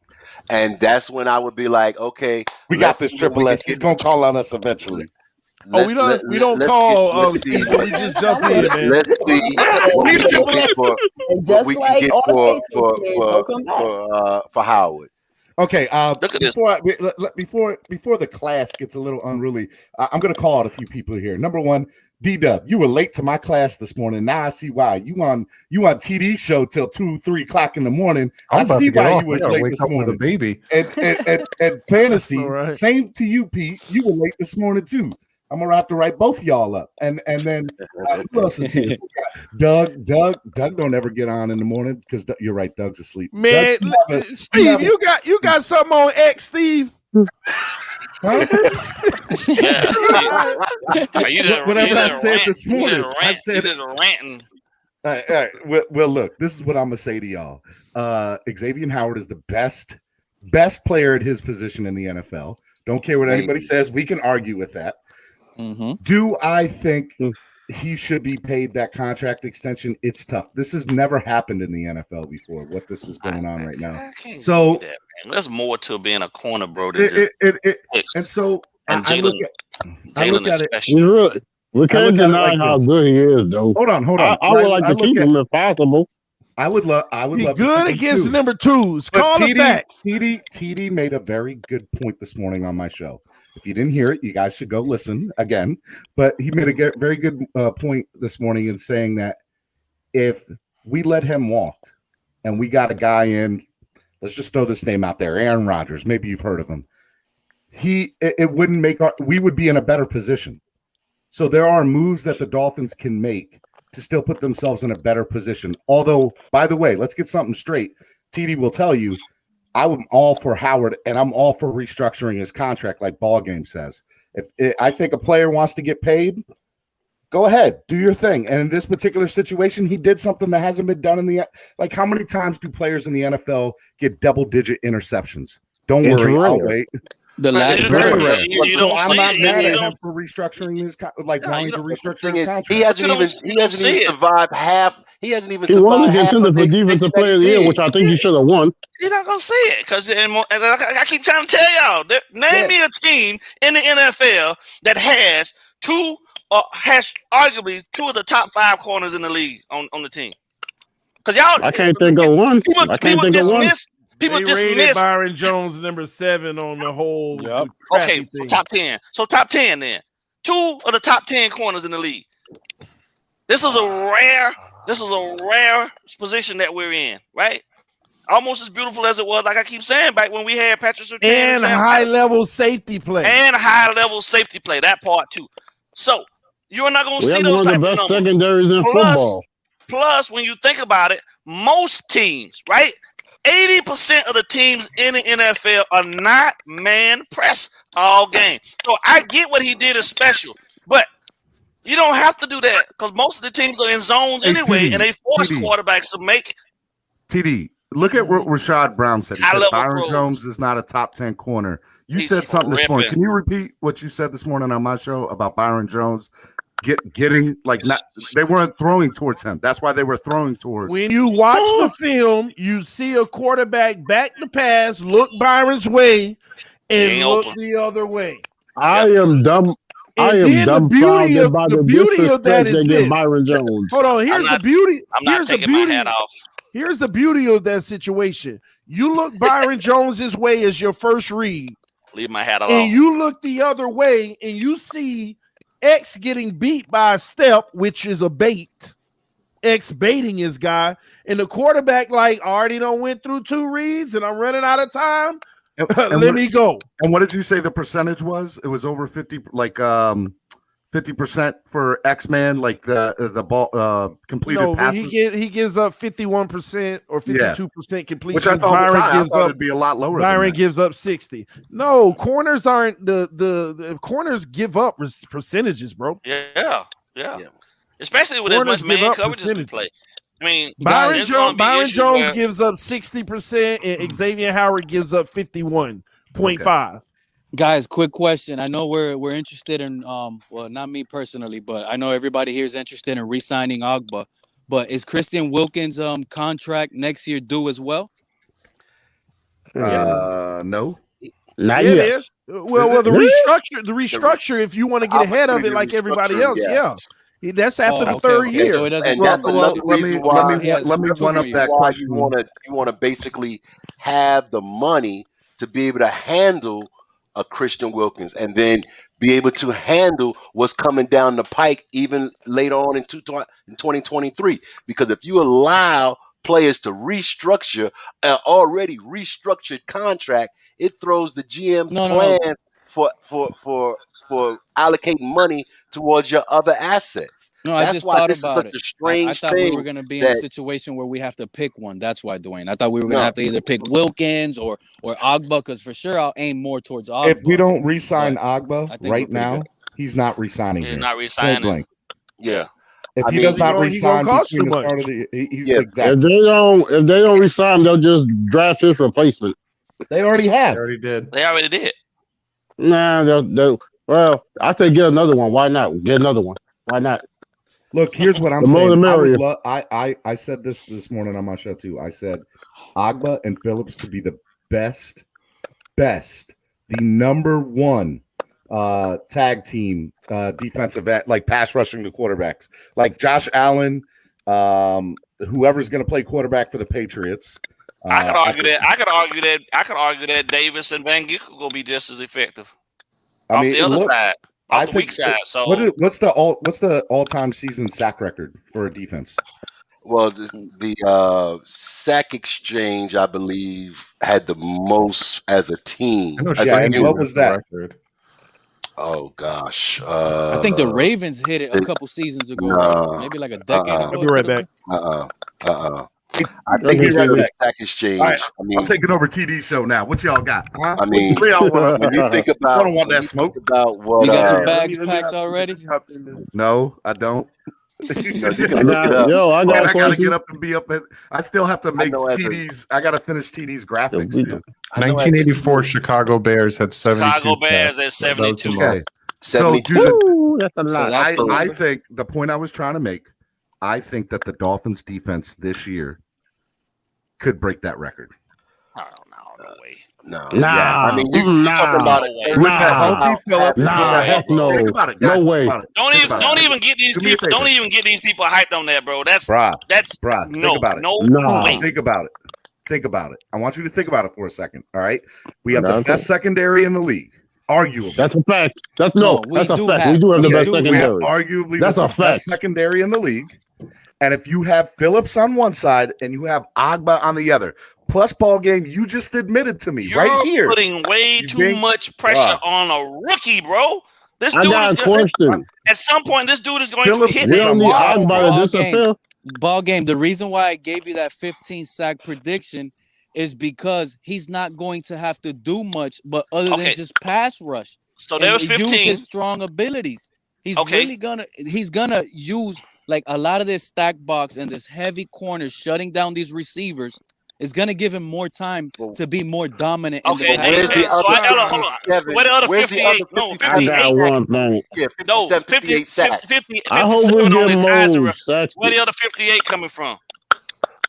I hope we get less. I less made co- it. cover Now, sacks. How did we get here? I'm getting killed in the chat box. I'm getting killed in the chat box. But How did we get here? Jerome had 7, so he let's just give Jerome his 7. So now Nope, you not got after he got that 13 million. He better give me my dime. no, give him 10. No, he better get Hold on, 10. Hassan, Give give him him 10. 10. Give him you 10. missed what I Give him said, 10. TD. But that's I said 25 that now. the Where the Dolphins are others going to at? break the all-time season sack record for a team. We still I need guess 48. so. We still need 48.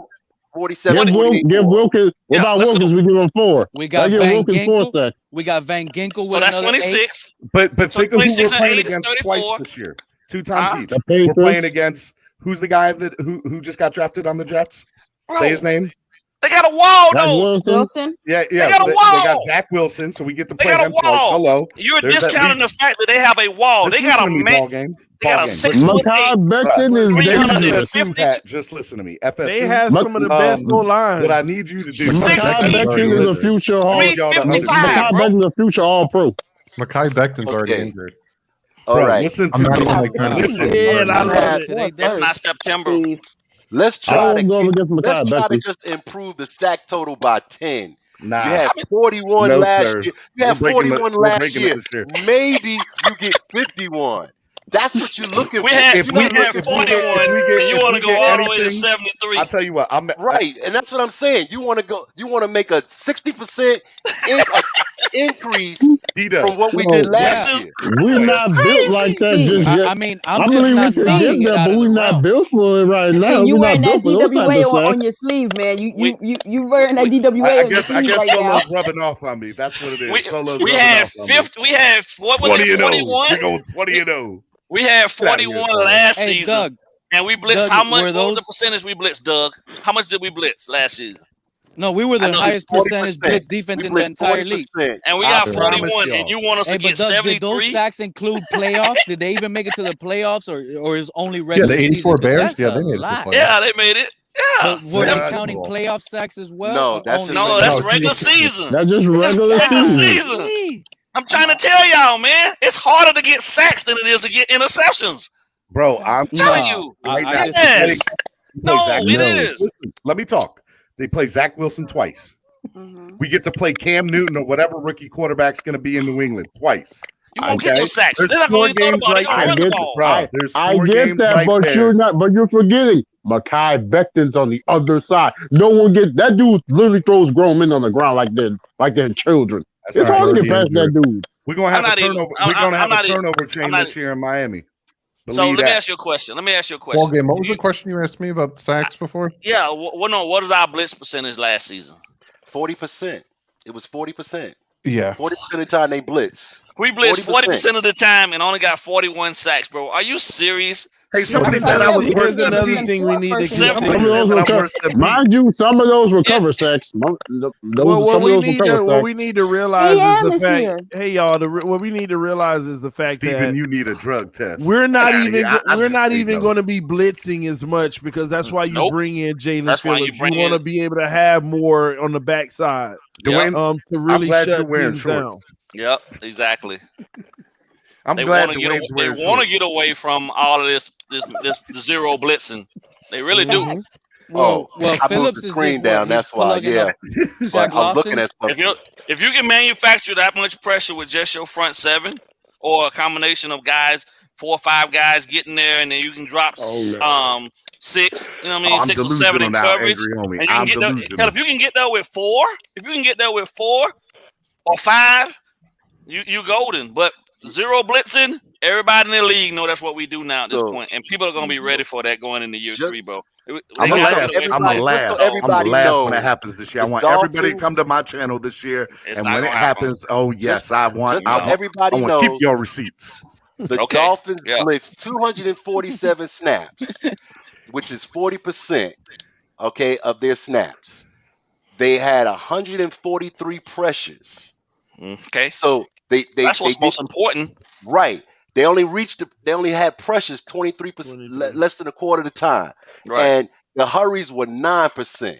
So although they blitzed a lot, they didn't get a lot of sacks. Get there. That's why they get a lot of pressure. That's why they drafted Jalen Phillips, and yet we're talking about getting past the NFL record in this year.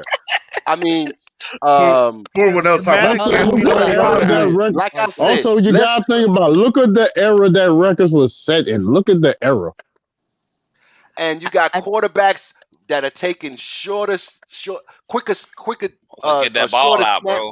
And getting that ball out. You're not going to have the opportunities. I don't want to hear nobody use the William hashtag. Perry had. I don't want to hear nobody use the hashtag this year. Sack party. I don't want to see it. I don't want to see it. I can't even take the last time I seen an actual. Can I get a word in real quick? Can I get a word in? Go ahead, Insanity. Two things. One, the Triple S podcast has not spoken probably in the last 30 minutes. I admire your patience. Second, EM, how you doing? How you living, King? Insanity makes sure everybody talk. I'm just. He's just being so patient. He's a nice guy. He's a nice guy. Triple S podcast hasn't spoken about 30 minutes. Triple S podcast. I'm handing it over to you. But Steven, you're wearing this DWA badge with honor right now. Everyone's going to love you at the tailgates this year. They're going to be like, yes, he's the guy. That's right. Look, hey, it's all love. I don't even know and everybody who watches my show knows that I'm not a homer.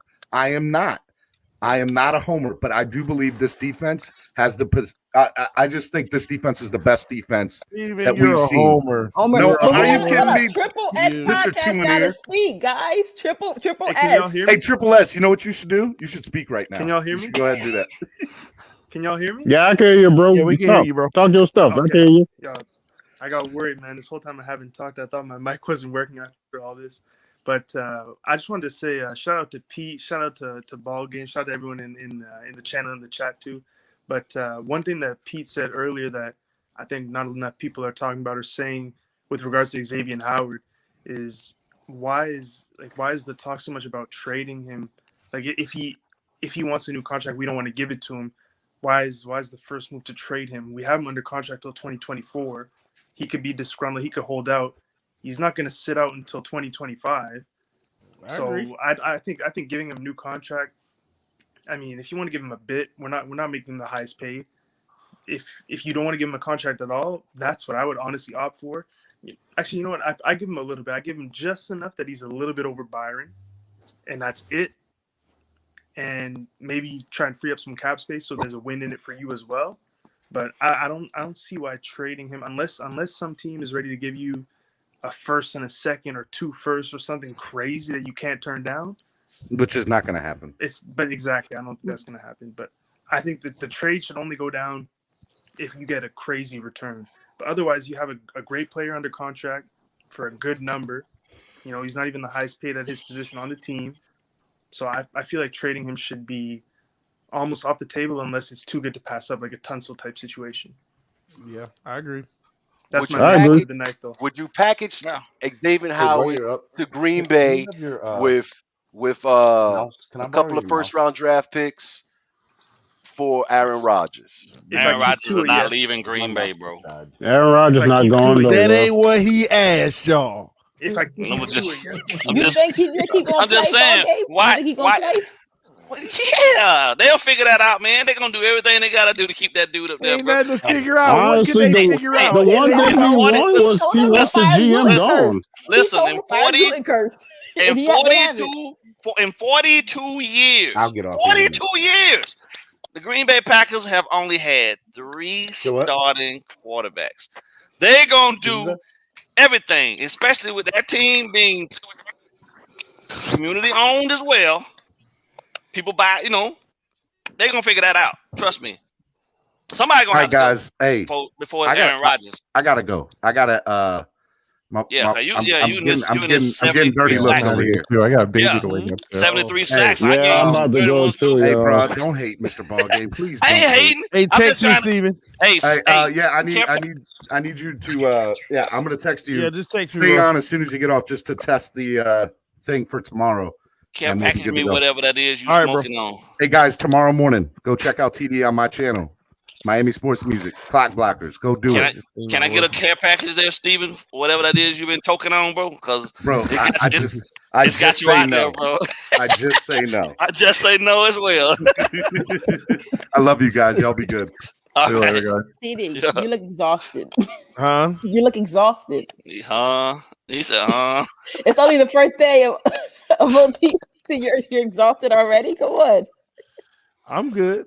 Hey, if Steven would have watched the first show that I did, he would have seen how I broke down the defensive pressures and how successful the Dolphins were. So,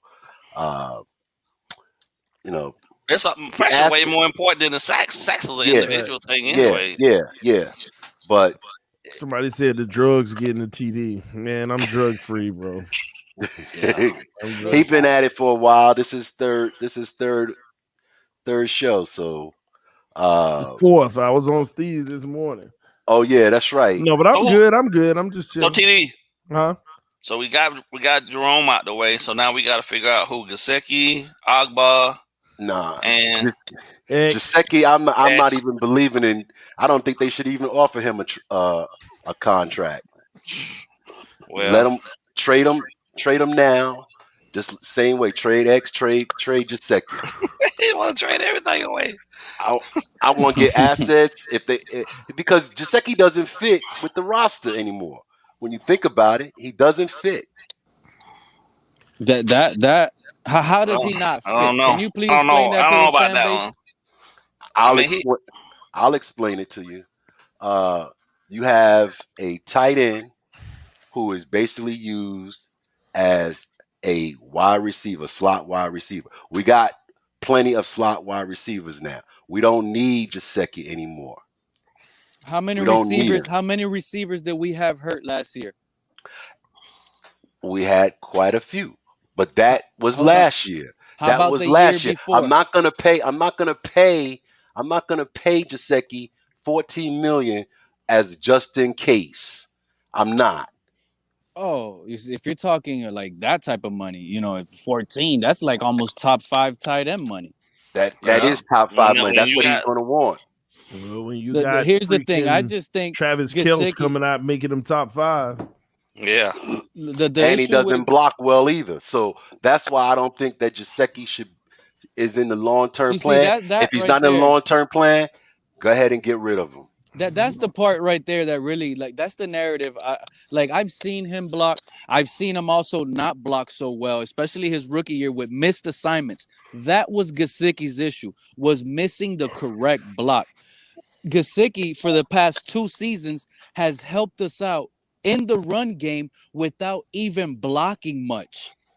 Just lining them out wide, putting linebackers out there, putting safeties to double team him out wide. We were limited for years with injuries at wide receiver, having to use this guy as a wide receiver more. Stop. Hold on. You know what happens now, though? We had to use him. And then this is the issue sometimes with UTD when you sit here and say he's not an inline, we can't use him. Well, we were trying to use him more as a receiver because we had limited receivers that were down already. But the biggest issue with Gesicki when you lined him up, as a technical tight end next to the tackle is he's already double teamed most of the time. He's the highest double team player on our offense for the last 2 seasons. He got the most attention. If you hold on. If you bring him, tight ends are typically considered double teamed because of the linebackers and the safeties and the routes that they run. They automatically get the designation of double team in a lot of cases. This is considered a double team. I'm going to explain it. If a linebacker that's not even going to cover you, an outside linebacker that's not even covering you, but if he's lined up in front of you to jam you up and slow you out and then rush the passer, that is considered a double team. So he got jammed up, touched up. If you put him there, you're slowing him down. That's why it's irrelevant, Pete. It's a ball game, though. That's exactly why it's irrelevant, Pete. No, man, it's bigger than that, bro.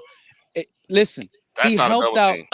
That's a double team. If you're lining up specifically someone on top of Mike Gesicki consistently every time he's on the line of scrimmage, and you could put a hand on him, not when he's out wide because it's hard to move someone, but when he's inside, if you consistently say every time he lines up at that next to that tackle, I want you to put a hand on him, do not let him run a route clear.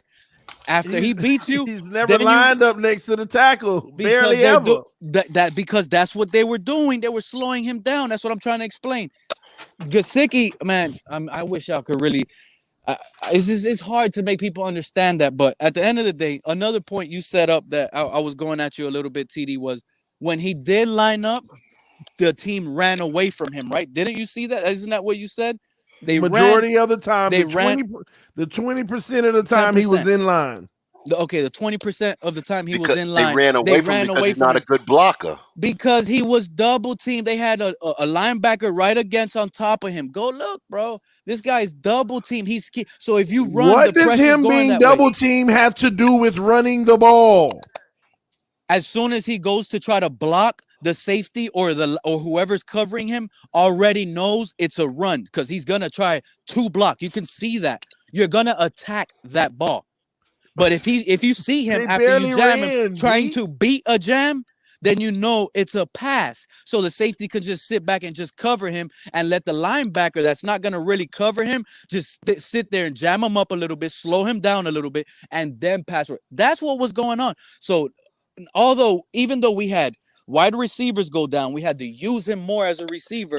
We couldn't even really use him as a traditional tight end because he was getting that type of attention.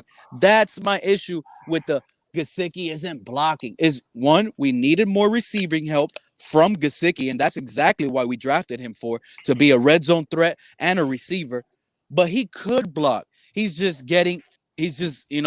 obvious that, he's going to struggle. Name one tight end. He's a receiver, Pete. Name one tight end that doesn't struggle. We got tackles that struggle to block outside linebackers and defensive ends. How do you expect him? He blocks the receivers well. He blocks the safeties well. Everybody, he blocks them well. How well do you really want Gesicki to block when it's hard for tackles and other guys to block these guys? I'll answer that easy. Better than he is. Ain't no safeties down at the line of scrimmage, and his primary responsibility in the run game is blocking outside linebackers, and he's failed miserably at that. So we're not asking him. We're asking him to do 2 things: combo block on the D end, and then get to the next level. He failed at that. Generally, most of the time, all he do is just touch the guy, and he's gone at that point, or seal and block the outside linebacker, and he get manhandled in that. So I don't know where he doesn't do it, bro. And Pete, when you say he helps the run, Pete, when you say of course he ain't asked to do something because he ain't on the field. Half the time when we try to run the ball, he ain't on the field anyway. Pete, do you realize the 40% of the time that we ran the ball, he was on the field like literally 5% of that 40%? And if he was outside. Way outside. And another thing, Pete, when you say things like he helps the run game by going out and bringing a linebacker out with him, I don't care who you are. It could be Lynn Bowden. If he goes out, the linebacker's going out. Linebackers don't typically cover, No, I'm just saying in general. The running back lead, the running back lead the backfield, generally it's going to either be a linebacker or a safety that's going to take them.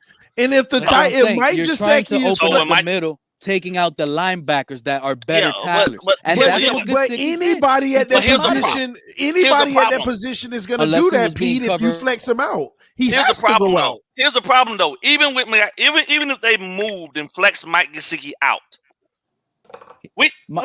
people still knew that it was a pass. Mike Gesicki was manhandling cornerbacks and safeties with absolutely He's no issue. To. And that was that's our advantage. That's how we used them as an advantage. We opened up the middle. You didn't see how Gaskins was running up the middle so good, bro. Listen, with Gesicki lined up outside or in the slot. If Adam Shaheen lined up on the outside, somebody's going to beast him. Too. And you add Adam Shaheen out there to where Gesicki was, he gonna beat the crap out of corners and safeties too.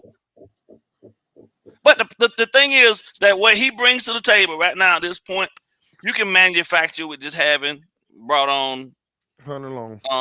No, not even that. Bringing on Waddle and bringing in Fuller. Talking about the outside.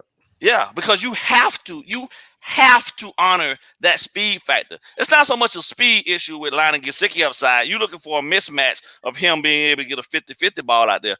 True mismatch is now created with Fuller speed and Waddle speed in combination with DVP's ability to get one-on-one matchups and win those effectively in those situations on the backside of the formation. The security blanket for the wide receiver. Mike Gesicki, I'm not saying he doesn't have any value, people. What I'm saying is that across the board right now at this point, we're going to see probably less of him with these other two dudes coming into the forefront. That's right. Our run fits are going to be effectively affected by the fact that now they got to honor 4 wide and a Waddle. Or think about this just for an instance. Devontae Parker, Waddle, Albert Wilson, Fuller. You got to go out there and split the difference on that and man that up. You got to be in other than 3 linebacker, 4 linebacker formations. You have to come out with nickel, dime, quarter formations now at this point. Guys that aren't adept to actually being asked to stop the run. And now you got advantages everywhere at this point. Now you got 5 with 1 in the box at the most. Linebacker up there. You know what I mean? You got your offensive lineman with your running back and your quarterback, and you got all of these 4 weapons out here now.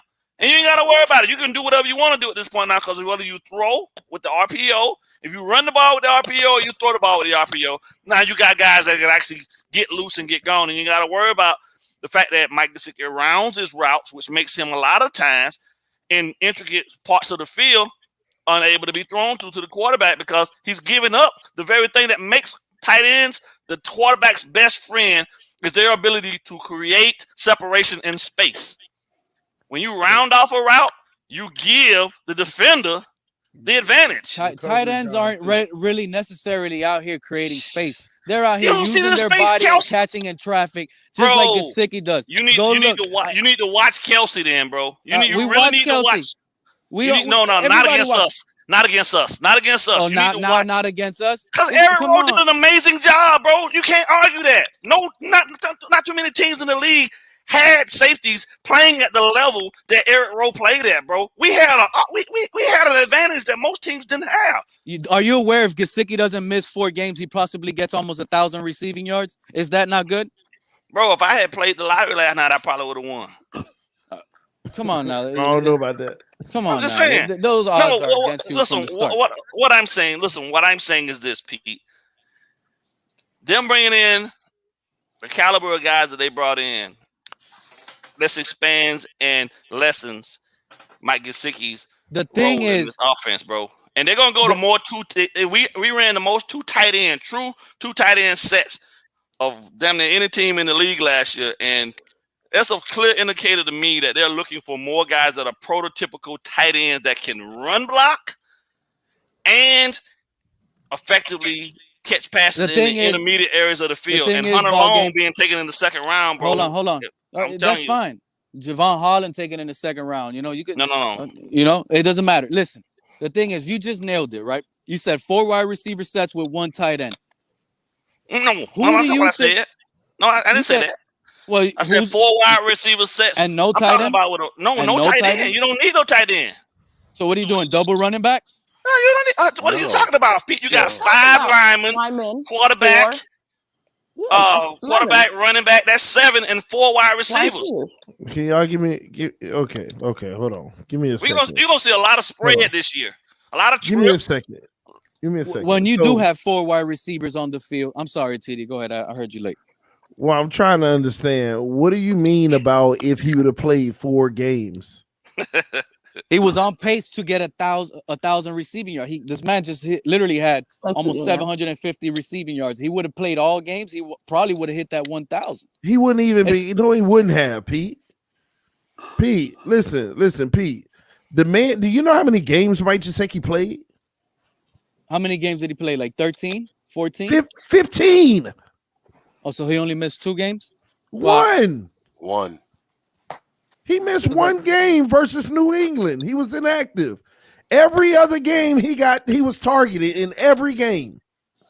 Could have sworn this guy got injured with that shoulder and missed like 2 or 3 weeks. And missed week 15. Before that, he played against Kansas City. He was targeted 6 times and caught 5 balls. The week after the New England game that he didn't play, he played against the Raiders and targeted 7 times, caught 4 balls. They were limiting his snaps late in the season after that injury for sure. Of course.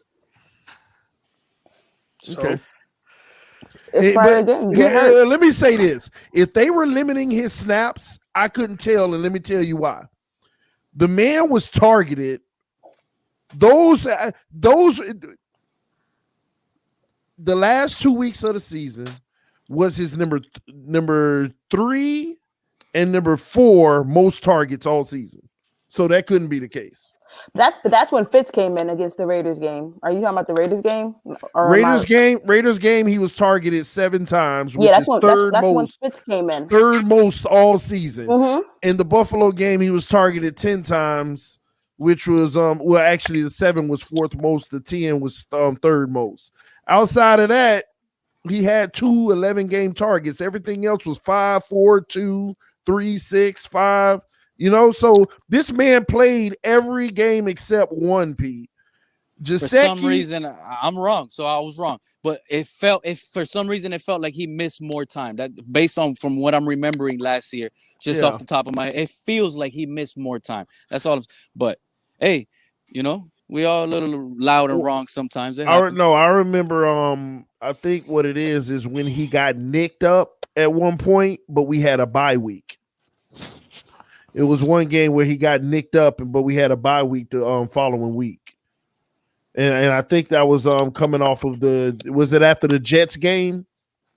It just felt like for some reason maybe it could. I just can't really remember. It just feels like he missed more than 1 game. But hey, you got the stats there. The stats are proving me wrong right now. The stats are winning. But I wanted to get back to that 4. This is how I feel Gesicki's gonna ball out this year, and it's gonna really get bad. It's gonna get really bad on contract because if he balls out based on this 4 wide receiver sets and there's less attention on Gesicki, he is going to be doing every linebacker in the league in. Linebackers cannot cover Mike Gesicki. It's not going to happen. Wide receiver set, saying that Gesicki's going to replace one of the wide receivers because yes, you're not he's part of one of those wide receivers. You'd rather take the speed of Fuller or Waddle or it's not that I rather. It's that that's the package we're gonna see a lot. It's not that I rather. It's just we're going to see him a lot. So let me help you with that, Pete. He actually is gonna have a reduced performance this year. Let me tell you why. Remember when all the receivers were healthy? Yeah. Mm-hmm. At the beginning of the season.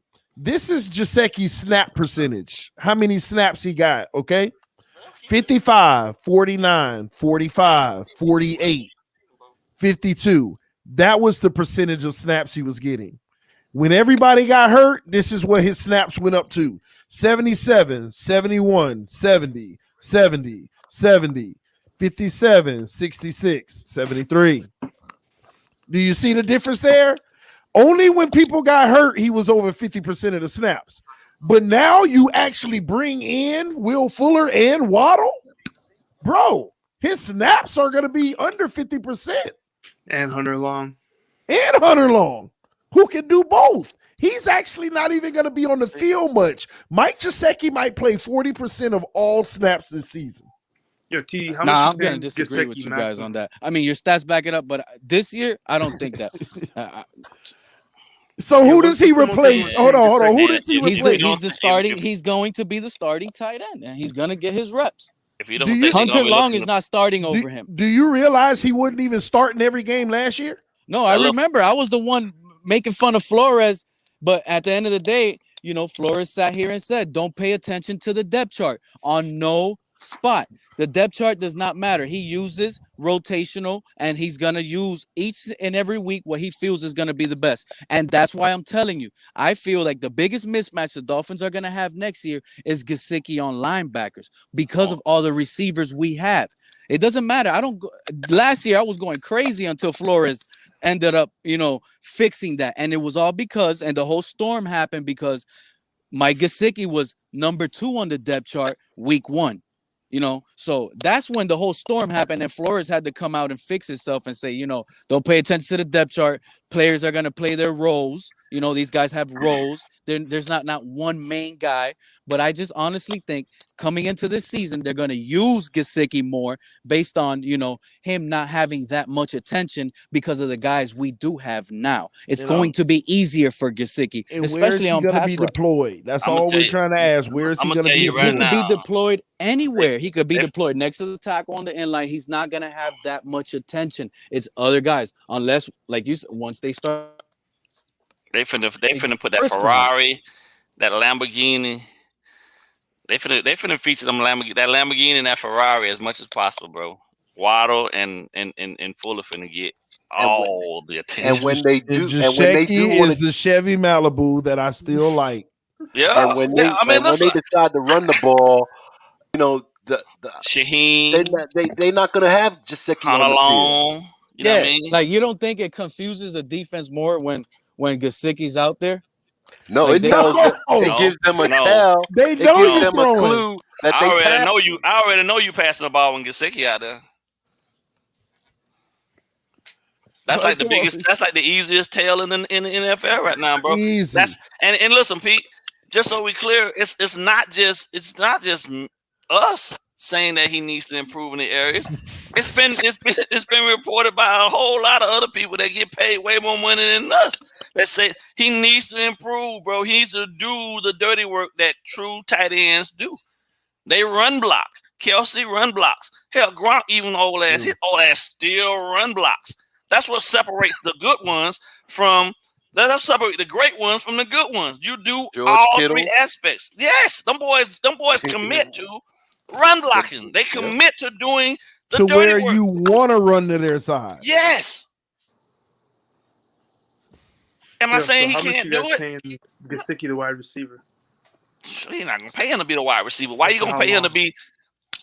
Oh, how was that? No, that's what I'm saying though. But there has to be a number where you would still keep him. What's that number? Whether it's 5, 6, whatever it is. 80, 7, 8 million. 7, 8 million. Yeah, that's where I'm at too. But do you have? That's probably like top 10 paid tight end. Would you take 3 years, 30? Top 10, maybe. But does the roster hold? That's good.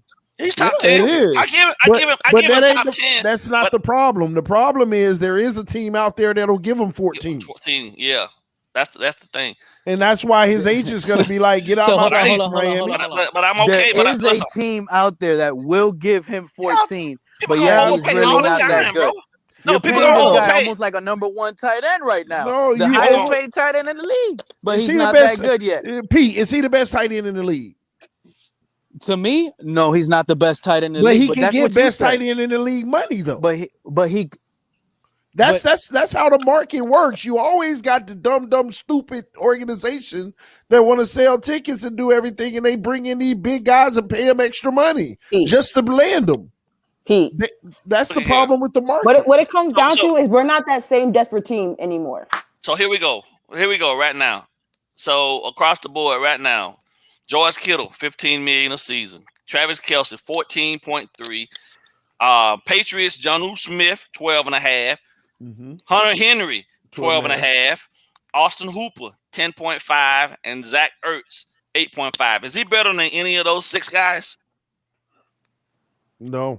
Okay, let's keep going. Gronk getting $8 million. Jimmy Graham getting $8 million. Darren Waller making 7.5. He's better than Gronk is right now. Hold on. He is way better than Gronk right now. He is way better than Jimmy Graham. Okay. Can I finish? Darren Waller making 7.5. Is he better than Waller? Darren Waller is basically another Gesicki. He never really lined up. This guy was lining up as a wide receiver. That's not the question I asked you. He's 30 times better, though. That's not the question I asked you. Darren Waller is basically another Gesicki. Not the question I asked you. He's a Gesicki. He's 30 times better, though. But how much is he making? That's the 7.5. He's making 7.5. So us saying 7 to 8 million seems fair to me. Because Tyler Higbee for the Rams is making 7.3. Yeah, but he signed a 2-year deal. It doesn't matter. He's making $7.3 million per season. That's his average salary per year. Those are the top 10 guys right now. Those are the salaries. So where does Mike Gesicki fall in on that list? Around 8. And we're not happy paying him that? No, I just said 7 or 8 No, million. we're all good with 8. But what we're trying to tell you, Pete, is his agent knows that if he hits the open market or he's traded, he can get his client between 12 and 14. So what do you think they're going to do? They're going to look at Miami's $8 million offer and say no. And what is he getting paid right now? He's still on his rookie contract, correct? Yes. Yeah. Okay, so why would you want to invest anywhere between 10 to 14 million? Let's just put that as a range for somebody who's only going to see anywhere between 35 and 45% of the snaps. Exactly. But even with 35-40% of the snaps, this guy still put up those good ass numbers. What numbers, Pete? 700 yards from a tight end is really good. Bro, but he ain't nowhere. You can get that now from and we can't act like this team isn't used to misusing players. Well, this is coming from the team that didn't want to use Kenyon Drake as a number one running back because supposedly they didn't know he wasn't capable of. I know it's a different coaching regime, but he goes out, he becomes a number one running back, and he gets off. So another team is gonna put Gesicki in that dirty road. Pete, are you giving him $14 million? That's all I need to know. Are you giving him $14 million? Hold on, it started breaking up, TD, when you started talking. My bad. Are you giving him $14 million? That's all we need to know. Repeat that, TD. What you said? Are you giving him $14 million? That's what we want to know. $8 million, you have an argument. I'm with you on your argument. Your argument is valid. It's perfectly fine at $8 million, bro. But the question is at $14 million. Okay, your argument is not even it's gone. Okay, this is how I see it. If another team is going hard on Gesicki and they're going to pay that guy 14, I'm not letting him leave, bro. I'm sorry to tell you. I am not. This is number one. This is number one, bro. If they're viewing this guy as a superstar tight end to pay him like this, I'm not letting my guy leave to go ball out elsewhere. Someone we drafted. Here's how where can we continue to lose? This is not a free agent we picked up and hit on like Ogbah. This is our drafted guy, bro. This is who you pay. You can get his 700 yards from Waddle, bro. If they're not going to utilize him to live up to that contract, you're overpaying and you're going to look crazy. You got to factor in that they're going to be looking to actually get the ball. I'm telling you, bro, like you look at what we brought in, bro. They're looking to go vertical, horizontal and vertical at the same time. Waddle and Fuller alone can get you Mike Gesicki's production times 2. Waddle, let me explain to you. Waddle and Fuller can't do what Gesicki do. They can't catch contested passes. Let me help you out, Pete. Contested passes anymore because the offensive system is not going to be for contested balls anymore. You're not going to be open, Dwayne, every single play, bro. You got to win balls that are contested, bro, and that's going to happen every day in the league. Pete, let me help you out. Do you know any team in the league that doesn't have a good receiving core, Pete? The Falcons right now are less one. They can use help. They can use help. So that's why they pay him $14 million. Did you say the Lions? He'd be coming in as their number 1 or number 2 receiver. You see what I'm saying? The Lions are limited. They just lost Marvin Jones. Yeah, the Lions got TJ Hawkinson, a real tight end. So all I'm saying is him $14 million. They got to pay Hawkinson. All I'm saying is the team that pays him $14 million are going to utilize him as that that tight end / receiver. Thank you, TD. Thank you. You just answered what I was just saying. But we don't need him to do that. We're not going to use him like that, Pete. That's what we're saying to you. You can't pay. This guy is a legitimate threat. Gesicki is going to make Waddle's job easier. Shaheen isn't going to make Waddle's job easier. I'm sorry to tell you. Gesicki is a real big threat. And now it just hit me right now. It just hit me. How many snaps? He's only played 50%. Name another tight end in the league right now that only played 40% and got 750 yards. Pete, do you not realize that? Hold up, Pete. Can anyone name one right now? Look at the context of our team. Didn't pay 40%. So they had to utilize him. They weren't utilizing him when we were healthy. TD told you that in the beginning of his argument. He played 60%. Pete. Okay, so name another tight end that played 60%, and we're talking tight end that played 60% snaps and had that many yards and touchdowns. But that's not. We're not going to find it. Is what we're trying to tell you is we're not going to utilize him like that once we have. So what was it here in Miami? Did we misuse another player? Oh my gosh, Pete. If the man ain't gonna be on the field, you're not gonna pay him no $14 million, Pete. That's all we saying to you. Okay. We get that he's a playmaker. We get that you see him that he's gonna be productive and he can put these numbers up. But the truth of the matter is that they probably won't even want him on the field. So if another team pays him $14 million a year, are they gonna use him 60%? Are they gonna use him 50%? No, they're gonna use him 80%, 90%, Pete. Okay, so basically we're misusing the Miami Dolphins have we're not misusing him, Pete. We have other options that are better for those reps. Better at not receiving, not catching touchdowns. Listen, you tell me you put Gesicki on the field over Will Fuller? No, I'd rather put Gesicki on the field over Shaheen, over the other tight end. That's the guy I want. That's the guy I want. That's the tight end. That's the guy that every fan of every other. When you ask another fan who's their best offensive player, they're probably going to tell you right now, Mike Gesicki. That's who they know. That's who's known on this team. Nobody else, bro. Nobody knows these guys. The reason why you're saying that, Pete, is because of 2 years ago when everybody was hurt and he was the only name we had. All right, listen up. Let me tell y'all this. Let me run this down to you. So, in terms of usage of tight ends in the NFL last season, Logan Thomas was 93%, Darren Waller 91%, Dalton Schultz for Dallas was 84%, Hunter Henry 87%, Drew Sample 87%. Mike Gesicki is all the way down at the bottom at 63%, and he's just as good as all of them. Hold on. Because I just listened to you. We got Jonnu Smith, TJ Hawkinson, Ebron, Hurst, Gronk, Higbee, Evan Ingram, Kelsey, Sample, Henry, Schultz, Waller, Thomas, Austin Hooper, Noah Fant, Ian Thomas, Chris Herndon, and Robert Tonyan, and Zach Ertz. All of these guys were over, 61% was the lowest of all of those guys. So, Pete, can I ask you a question? He wouldn't have had those numbers had our receivers been healthy. That's my argument. But I see what you're saying. Somebody else will pay him that money. It won't be us. He wouldn't have Dallas got it even was used at a 77%.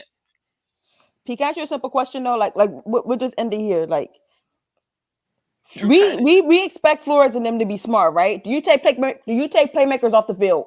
No. Then there's no reason in the beginning of the season with all our starters, he was only playing 50 and 40% of the snaps.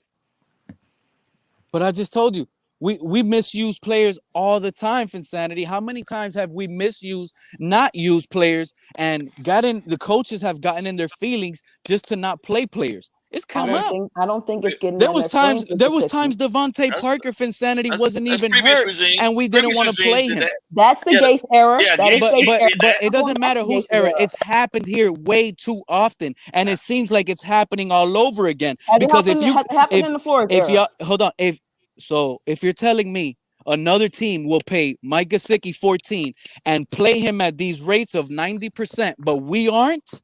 Okay, and our backup tight ends that we had last year weren't really good, like Shaheen, Smythe. Those guys aren't good, bro. Who are we taking off the field? So let me ask you a question, Pete. No, I got you. We're taking Smythe off the field. We're taking Shaheen off the field for Gesicki. That's what we're gonna do. Hold on, let me ask you this question. So you basically want to give Gesicki all the run blocking downs. Another team would. I'm doing it as well because the other team isn't going to use him on the inline. They're not going to put him on the line of scrimmage. The other team that paid him $14 million and not use them like that, you got to be out of your brain. No, Pete. He was the playmaker that you think he is. He would have been on the field with not Preston going to and do all that, Pete. They're going to flex him out. The other teams, they flex their guys out too in a lot of cases. But look at what the numbers they're putting up in the production that they're giving. And then when they put them on the inline, they're great blockers. I'm telling you, man, Albert Wilson coming I don't see the same stats that the great blockers have as a receiving tight end. That's the thing. We're judging Gesicki to try to be the best blocker in the league when we know why we drafted him. He came to us to be a receiving threat tight end. That's what we got him for. Let's stop trying to turn someone that's not. That's like right now. What's the issue with Tua? His deep arm isn't really good, right? But now we force him to go deep all game. Is that gonna be good? It's not going to work out. But I'm just saying, like that'll be misusing him. That'll be and that's what's going on. So with Gesicki on the field getting all those reps, let's say we use them right. Let's say we use them right, and we give him all of those reps. So we run the ball his way, right? We run the ball his way, right, Pete? Run it his way. Okay. We run it his way, and he get blasted and can't do his job. It doesn't matter. He's still a passing threat. You live with that. That's what you're saying. But hold on. Sometimes tight ends that line on the tackle, they double team the end. So it could be Robert Hunt and Gesicki double teaming someone right there. I don't care. Fixing the edge, and that's a good block. That's a good block. It doesn't matter. We're not talking about that. We're talking about a defense. No. You're saying he gets blasted right off the back, and whether whether you get blasted off the back, whether you pick the wrong person, whether you getting beat around the edge, whatever it is, he struggles in the run game. You keep him out there anyway because he's a passing threat, and pay him $14 million. And pay him $14 million. You can use Gesicki without blocking. The team say, let's just keep running the ball on them. Let's keep going to Gesicki side. Just keep running that ball. Matter of fact, let's go ahead. What offensive coordinator in the right mind would do that if they? Let's go ahead and send extra pressure on Gesicki side. Pay him $14 million. We got to pay him $14 million. What kind of sense does that make? That makes no sense. Just because someone else will pay somebody else is willing to overpay for him, and you're actually helping the defense because they know you're not going to run to his side.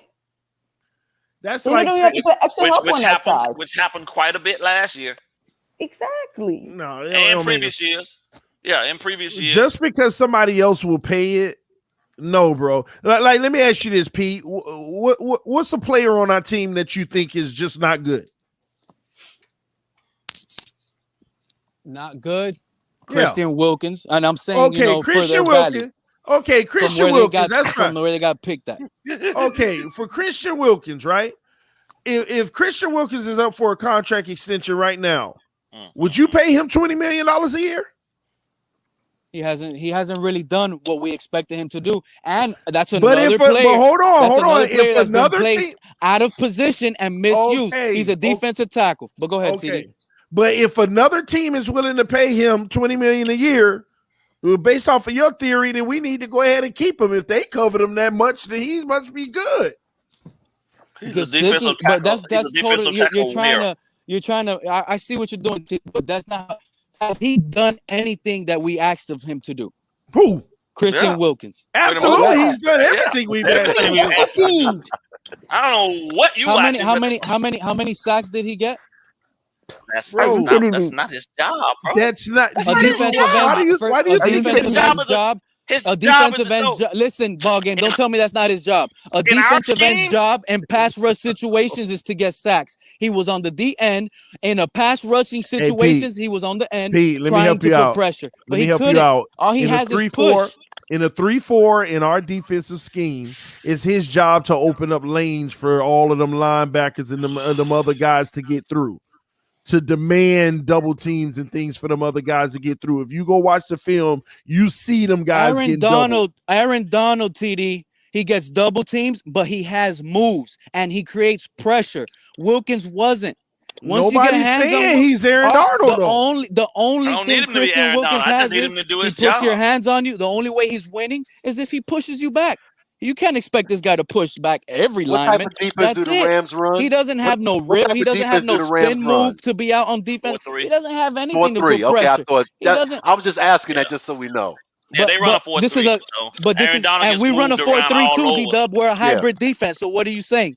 There was multiple times we had 4 guys rush. It doesn't matter that our base is 3-4. We're a hybrid defense ball game. We play 4-3 as well. Even though we send 4 guys, we have 3 linemen. I'm sorry to tell you, ball game. The louder you get is not means you're right. I'm just we have 4 people because you don't know what you're talking about. We're 3-4. We're a hybrid defense. We had 4 guys on the lineman and the dirt with their hands in the dirt at times. Pete, you need to understand an offensive line's assignment versus a 3-4.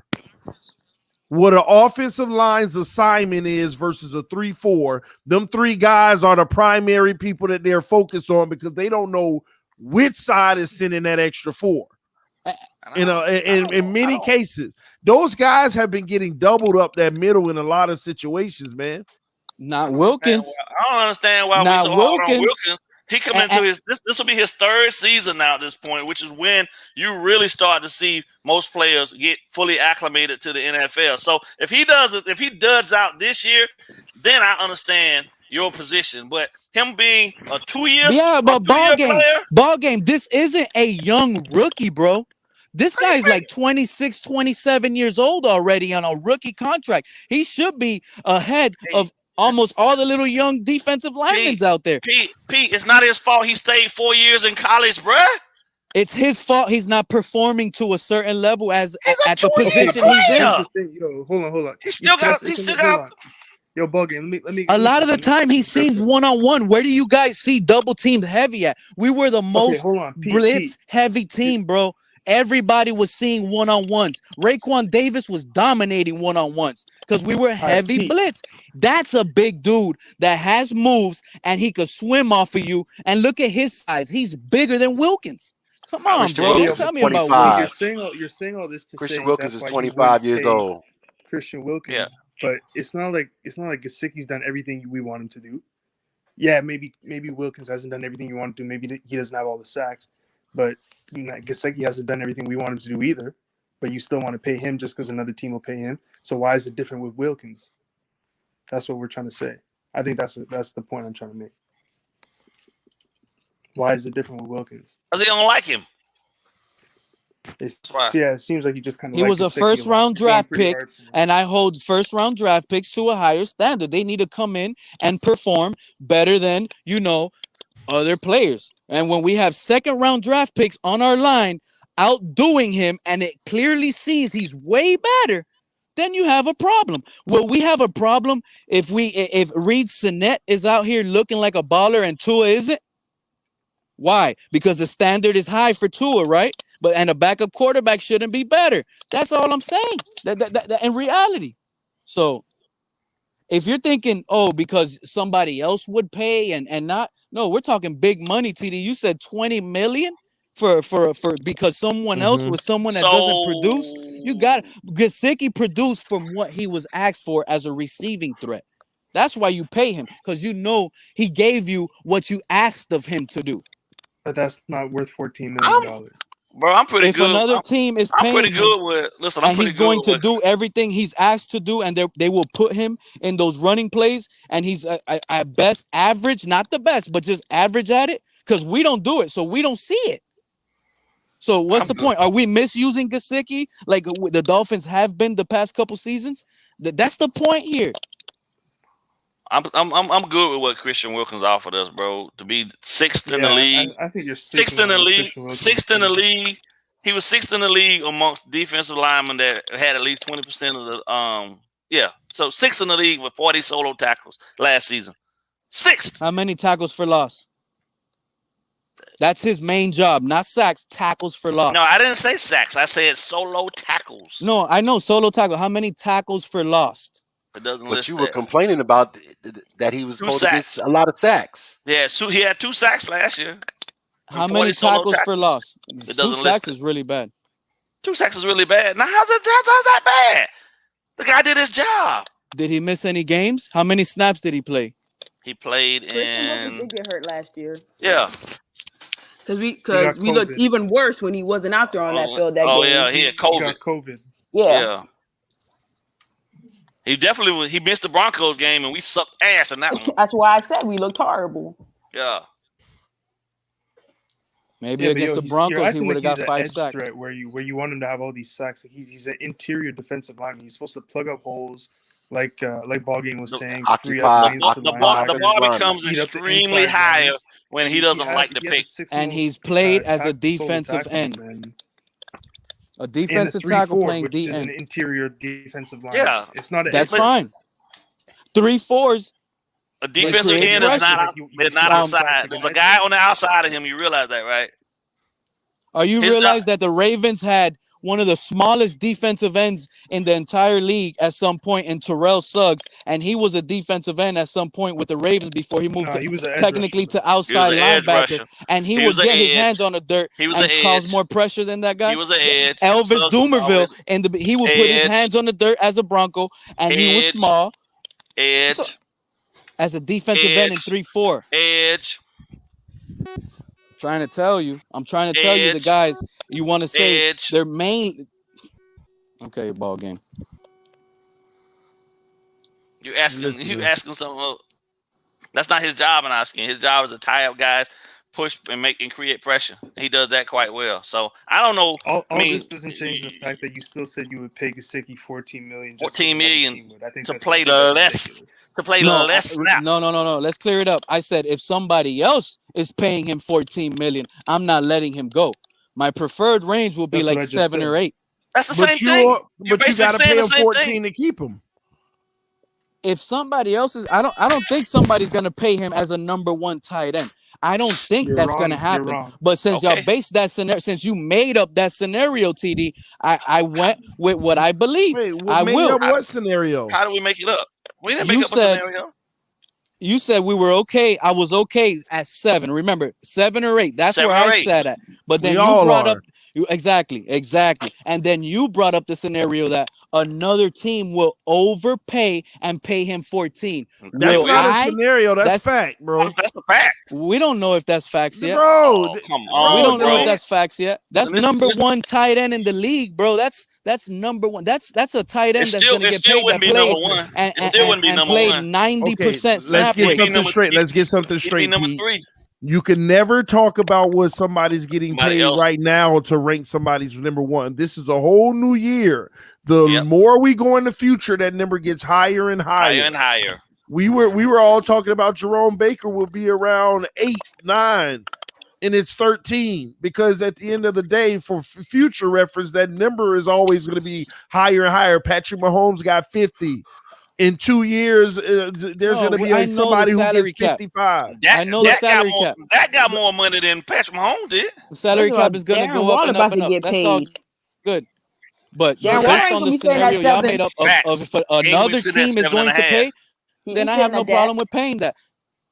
And people don't realize Darren Waller is so underpaid because the Raiders took a chance on him, but he was still dealing with his off-the-field issues when he was with the Ravens, so he took less money, even though they knew how productive he was going to be. So hold on. So with your theory, Pete, if another team would give Xavien Howard $25 million, you cool with that too? With the Dolphins, go ahead and do it.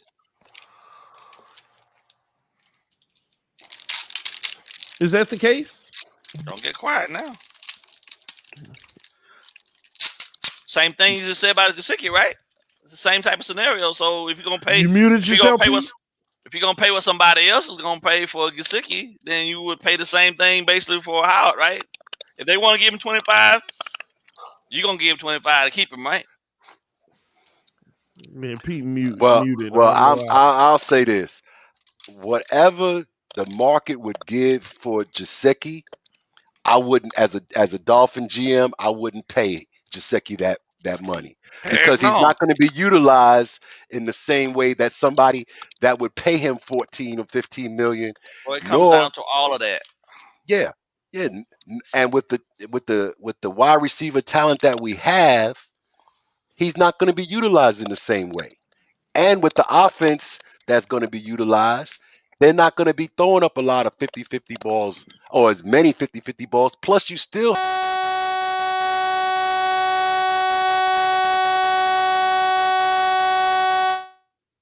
Oh, that's Dwayne. I think he cut out.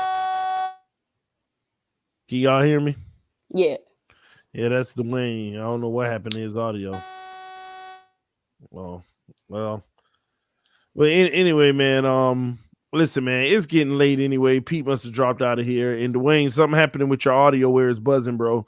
Man, listen, man, we can continue this conversation if y'all up in the morning. I will be on Miami Sports Music, so y'all make sure y'all come through.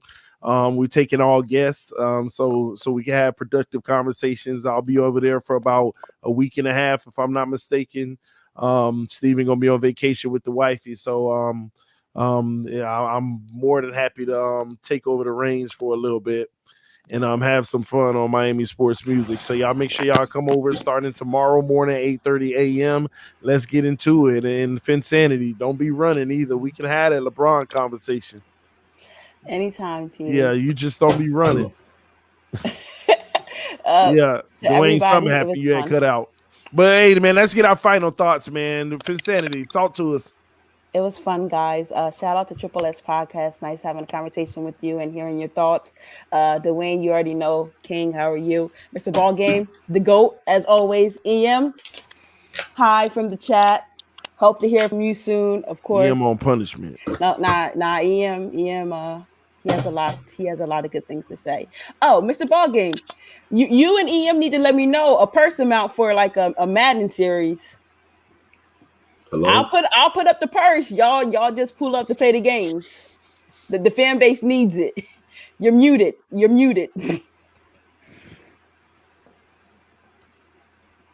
still muted, Mr. Ballgame. He gonna unmute and then mute back. Hold on. I had to change my headset. Whenever he ready to get drugged, I'm ready to drag him. Trust me. Oh Lord. I'm up now. I'm playing with the house's money. You don't need to put your money up. I want EM money because he's the one always talking. I want his money. I want his hard-earned money. I don't want your money, sis. But you know what? If you're gonna put it up for him, you know what? I'll do it like this. I'll do it like this. 5-game series, $100 per game. Winner takes the difference. Winner takes the difference. 500 to me. If you go 5-0, you putting a hundo up each game, he getting dragged. I'll tell you that. That's not a 5 show. The most. There you go. He in the college thing. That's not. Listen, but all 5 games have to be played. All 5 games have to be played. Let me know when. Just let me know when. The winner only gets the difference. So say you win 4 and he wins 1, you get the 3. The winner gets the difference. Yeah. Understand? I'm not paying 2 people. I'm paying 1 person. Just let me know when. All you gotta do is let me know when. I'm gonna show up. Show up and show out. He know what it is. Oh yeah. Yeah, I do. Yeah, I do. But you know what? I'm gonna take the money. I'll take the money and I'll donate it to somebody else in the fanosphere. Just the fact of being able to walk the dog with him again on stream, man. So everybody else can see it, because I still got the receipts from when I did it the last time and took his money. I'm good with it. This is gonna be legendary. See, I'm here for it. Insanity, why you won't bet on me to win? Oh yeah, nah. I would pay people to beat you. That's the problem. I would pay people to come on and beat you. People be losing. Listen, people realize nature has to take its course, but nobody really want to see the gazelle get eaten by the lion, bro. Oh TD. man, nobody really want to see that. Like we know it happens. It's just a part of how the things go down. But nobody, this is not the problems you want, bro. Like it might change our friendship, bro. Hi, Donald. Oh, Ian wants the link real quick. I think it's about to be a promo. Oh Lord, y'all have to work out the promo for it. Tell him keep the gun down, man. Keep the gun down. As long as the clip ain't loaded, we good. Hey, I dropped the link for you, EM. So we're gonna have about 3 more hours of the stream, y'all. Oh God. Hey, ball game. Donald said the circle of life. I know, right? We know it's happening. We just don't want to see it all the time. You know what I mean? So now we finally got through the Gesicki issue. What about Ogbah? Because I know that's what you wanted to talk about as well, TD. Hey, I ain't talking about nothing else for the rest of the night. I gotta get up early. I'm just trying to give EM an opportunity to come in here and defend himself because he always running from that heat. Hey, Chef Drew. Chef Drew, what's up, man? What up, Chef? What's Shout up, out Chef to all the Drew? members of TD Fins Talk and of Miami Sports Music. You guys are doing great things. Where's Larry? I haven't seen Larry in a minute. Ball game, you do not want them problems. I don't know why you out here trying to front in front of all these people. You need to stop. You need to go to bed. We ain't gotta talk about it, baby. Just let me know when. We ain't even gotta talk about it. Just let me know when, bro. You need to go on and lay down, bro. You need to stop that. Don't do that. Yeah. Hey. Sis, if you can convince him to come outside and play. I got that smoke. I'm always in the ball. And you up here talking, ball game. You need to stop, man. Come on, bro. It's too late for that. Hey, it's too late. Last I recall, who paid who? You right. You got to me. Yeah. Let me clip this. Couple games, right? Man, come on, bro. Oh, wait. We gonna talk. If we gonna talk, we gonna talk about it now. What's this with Madden? Am I up? Am I up? Or are you up? Ned, I don't know what you are, sir. I don't know what you are. Did I send you my money? I beat you. All I know is I beat you 4 straight. That's all. Did I send you my money or you sent me your money? I don't know what you're talking about, sir. No. See ball game? No. Ball game. This is proof. You need to stop talking in front of these people, ball game. Stuff happened off camera, and he said he'll never admit it on camera. PayPal always keep the history, baby. Ooh. PayPal. I don't have PayPal. No. You know what it was? I got it. Brother. This is twin brother. I got it. You want me to go get the receipts? I'll get the receipts. Do what you got to do. Yeah. Do what you got to do. Yeah. Do what you got to do, ball game. I'll just go get the guy that he ain't gonna lie about it. Reason to tell the whole story. Please. Reason better stay out of this. We know what's good. Oh, wow. No. We're debating whether you paid me or not. You said I don't have no receipts, so the man knows what happens. Stop trying to pay for FSU tickets with this money. Stop trying to pull other people into this argument, bro. This between me and you. All right, so I'm gonna leave it like this. You let me know. I'm always in the park. You let me know when you're gonna pull up. Bro, you know, bro, I don't run and hide from nobody. You know where I'm at, bro. So just let me know. Yeah. So hey. And I don't want to hear nothing. And I don't want to hear nothing about your PTSD this time, bro. Because I'm gonna let you have it. I don't want to hear nothing about that this time. Yeah. I don't want to hear nothing about that this time. Pay-per-view. I took it light on you. I went easy on you last time. I felt bad for you. I said, you know what? You took it easy on me as I was taking your money. I felt bad for you last time, but listen, you won. You won games that was nothing on the line, bro. We put that money out there, and you wasn't even nowhere to be found, bro. Listen, everybody out at this point. For the record, ball game, you called me out. See, I wouldn't even get on. I was trying to give me some sleep. No. This I gotta be up at 4:30. I gotta be up at 4:30. You called me out, and you brought this. Just remember, you brought this on yourself. I don't want to hear nothing about no PTSD issues this time. That's all I'm saying. Correction. Finsanity asked for it. I don't have a problem obliging her. Listen. I tapped that ass before, and I'll tap that ass again. No homework.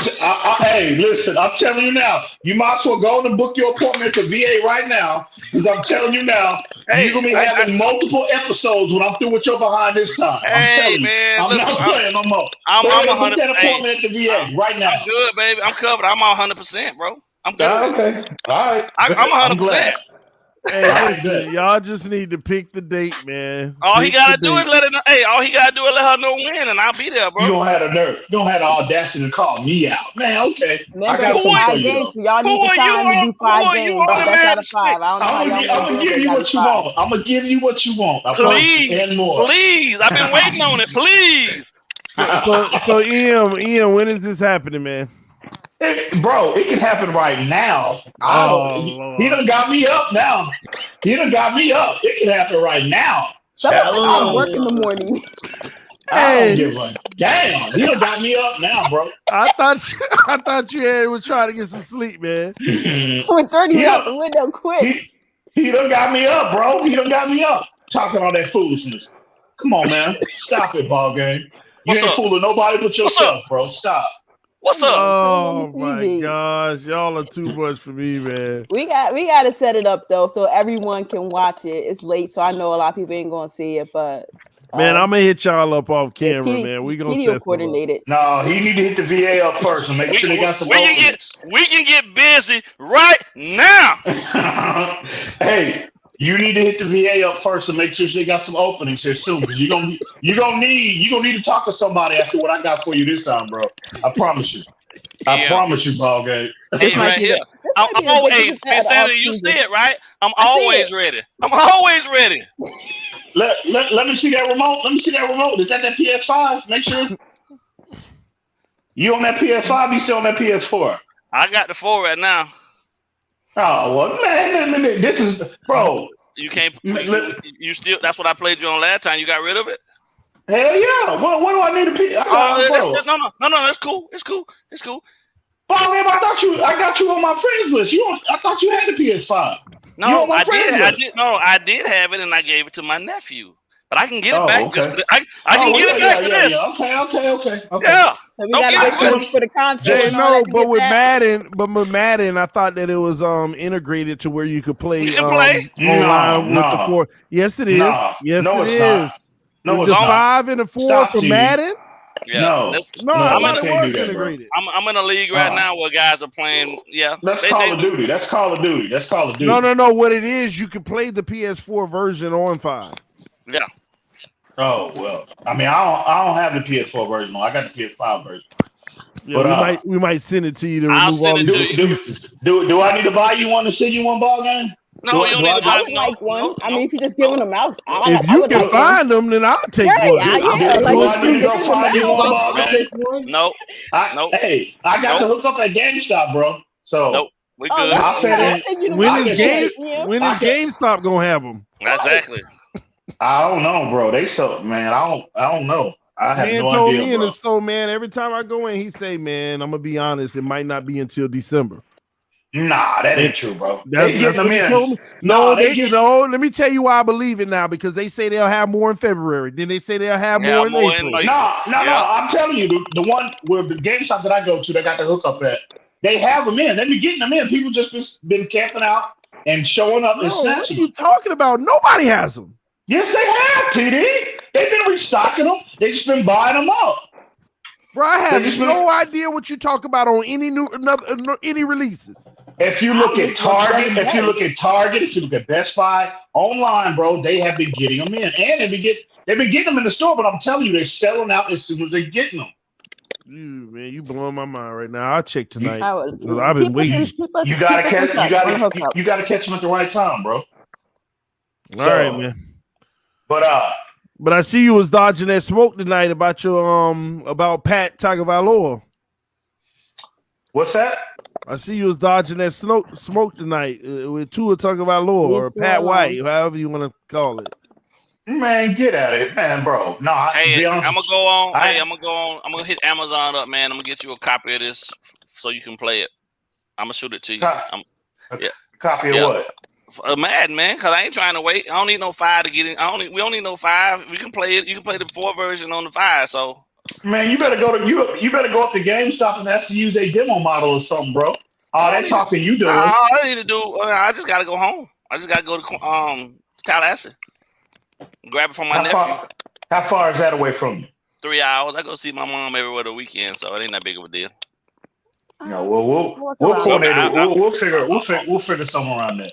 Oh yeah. The only problem about this is I just don't really want to take her money. I want to take your money. Listen, no, it's okay. We've been waiting for this. We've been waiting for part 2. I've been waiting for part 2. I'm trying to say I don't understand. Oh, y'all really do want to see the circle of life. You really want to see that a lion killing that everybody was get out of here. Or better yet, in this instance, the lion against the water buffalo. Yeah, I hear you. I hear you. Listen, you know what it is? I think we're all tired of seeing TD get beat up by like 50 man, points. I told you, I be giving people charity, man. You got to make losing people the feel randoms, good, man. Yeah, losing the randoms. Followers. He be losing into like his family members on the in the chat and stuff. Oh wow, man. I've gotten better. Some competitive Madden. You got better at what, TD? Hey man, EM, I'm not talking to you, okay? You got better at what, TD? I'm not talking to you. Console? I'm not talking to you. TD is straight trash, bro. I'm not better than you. Then what does that make you? That's how bad it is. They need to go to therapy. Y'all, hold on, EM. Have you ever beat me? All right, then. Stop, bro. Stop it, TD. Stop. You be getting beat. You have zero right to call somebody something if you ain't beat them. Bro, you be letting these little kids tear you up, bro. You need to stop, man. Man, we'll see. I'll give him a PS5, man. I'm gonna search around for it. That's what's up. I'll look out for you. Don't worry. Please do that. Please, I'll look out for you. I'll look out for you, bro. So please do that because everywhere I've gone, they're like, man, listen. Anybody can get it. I'm taking all invitations. Anybody can get it at any time, bro. Period. Is this EM or the twin brother? You know what it is. You know what time it is. Y'all want easy wins? Hit him up. Bro, I gotta be honest, Bargain. I'm serious, Bargain. You have to, bro. I'm telling you, man. I'm not gonna take it easy on you this time. You brought this on yourself, bro. I didn't call you out. So when we bet the money the last time, you were taking it easy on me. Well, I told you I wanted you to take your lovely little wife out for a nice dinner on me. So I had to find some excuse to funnel you the money. So I used that Madden game. I said, well, you know what? I'm gonna go and hook the homie up, bro. Y'all can have a nice dinner. Was that the first game or was that the 3 other ones? I don't know. I don't recall, sir. Oh yeah, amnesia now, right? But I need to go talk to my counselor, huh? Okay. We will figure it out. Hey, you know where I'm at, bro. I don't dodge no smoke. Not when it come to Madden. Ain't no point in that. I do this. You know that. Okay, that's what's up. Yeah. We'll figure it out. We'll figure some way around it. But what was you saying, TD? What you ask me about? What Pat White? What you talking about, bro? No, Tua his interceptions today. Oh. I heard. Well, I fell asleep, bro. That's why I was even supposed to hop on your show and Breeze's show earlier. I was gonna get on both of them, but I fell asleep. To be honest with you, ball games nonsense woke me up. So what did I say? But I think I think about the game. Oh, okay. Yeah. But no, man, I heard y'all, bro. All of y'all made good, valid points or whatnot. But I just think we need to kind of pump the brake a little bit. Just wait, let it play out. And I'll be the same. If Tua came out and threw 5 touchdowns today, I had the same. I'd feel the same way. So, like Herbert, okay. Don't mean that. It's one game. It's not even a game, bro. It's mini camp. So my thing is, you start judge Tua when the pads go on. That's when I'm really starting to evaluate him. When the pads go on. So it's too early to do the Jacoby Brissett starting stream. Yeah, it's too early. Now, I will say this though: Tua can't start stacking up these 5 interception, 2 and 3 and 4 and 5 interception games, bro. Even if it is mini camp, because keep in mind, if the reports are accurate about Flores not wanting him in the first place, it might be too soon for us. But is it too soon? That's not the question we should be asking. Is it too soon for Brian Flores? So, no, Tua, you can't keep stacking up these. No, bro, you got to start separating yourself from the competition. And I know it's early. I'm willing to give you that pass. I'm willing to give you that leniency. But I ain't your coach, my friend. I'm not your coach. I don't see you 6 days a week. So my son said I need to apologize to you, EM. He said, Dad, you should apologize for waking him out of his sleep. He's having nightmares and night sweats now. Yeah, that's cute. That's real cute. They watched what I did to you, bro. They remember. Okay. Okay. All I'm saying is just repeat what you think you did. You know what I'm saying?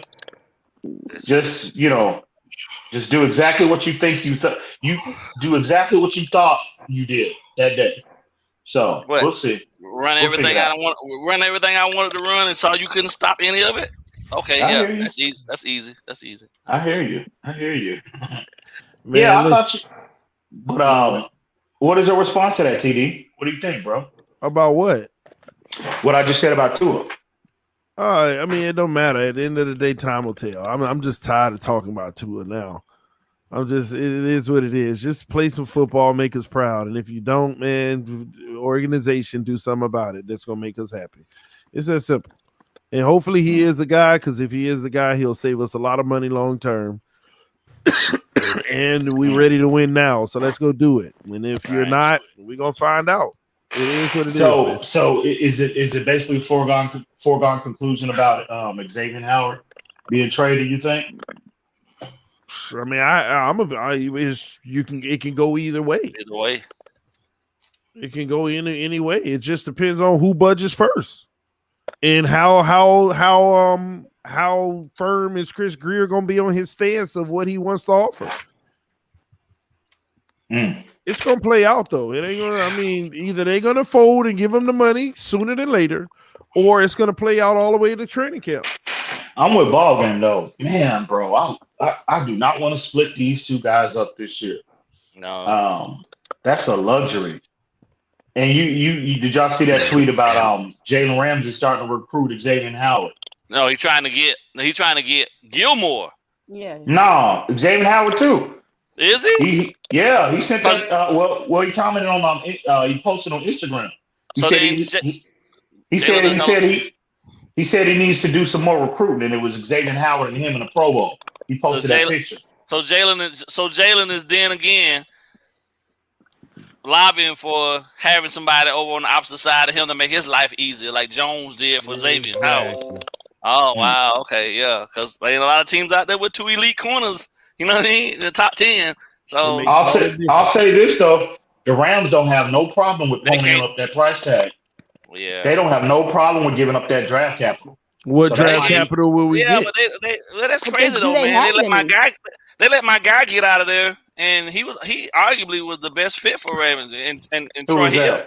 Troy Hill had man. Troy killed he killed it last season for them, and now he with the Browns. Got a crazy contract. Yeah, the Rams are willing to trade their first round draft picks every year, but do they have one available next year or the year after? No. They got their second round picks though. Rams don't have a first round pick for like a couple of years. You wouldn't take 2 seconds for Xavien Howard? It'd have to be a little. You'd have to give up a little bit more. Their seconds are gonna be like basically. Yeah, they're gonna be like 27, way down in the draft. So if this man is dug in, what you gonna do to 35th or 36th? So if this man is dug in, you just gonna let him sit at home as opposed to getting compensation for him? Yeah, Really? You know why? Why, EM? Here's why. He can't afford to sit out. You don't know what that man can afford, bro. Okay. This is what I'm saying, EM. If he's gonna go that far to make a point, then Chris Grier need to go even further and hold his contract for the next 3 years. Bro. But hold on. No. If you hold his contract for the next 3 years, and if he don't show up, you ain't got to pay him. You think Xavien Howard's gonna sit the 3 years? Who's gonna budge first? Guaranteed money gone. You know what? No, if they bro, didn't release no. Bobby McCain, That's all I'm saying. So as opposed to getting compensated for him, right? You're gonna let the man sit. You're gonna let him sit on for 3 years, dude? Nope. He's not Come gonna on, sit. TD. No. He's not gonna sit 3 years. He's gonna walk his behind in the building and play football. He might play. Really? If you don't have any guaranteed money, there's no incentive for that man to come back and play football. Yeah, it is. I mean, his money is guaranteed. His money is guaranteed this year when he starts the season. No, I'm talking about this year's the last year he has guaranteed money, right? Mm-hmm. Well, barely. No, bro. Yeah. If this man is dug in, he ain't dug in. He ain't dug in. Listen, if this man is really dug in and he is talking about holding out, nah, bro. Even if you don't, it'd be one thing if you were entertaining paying it. They are. No, they do not want to pay him, bro. They don't. No, they already, bro. They do want to pay him. I don't see what's wrong. The difference is they don't want to pay him what he wants. Exactly. Well, that's the point, TD. Well, they're not going to. At the end of the day, whatever the reason is, they're not going to pay him.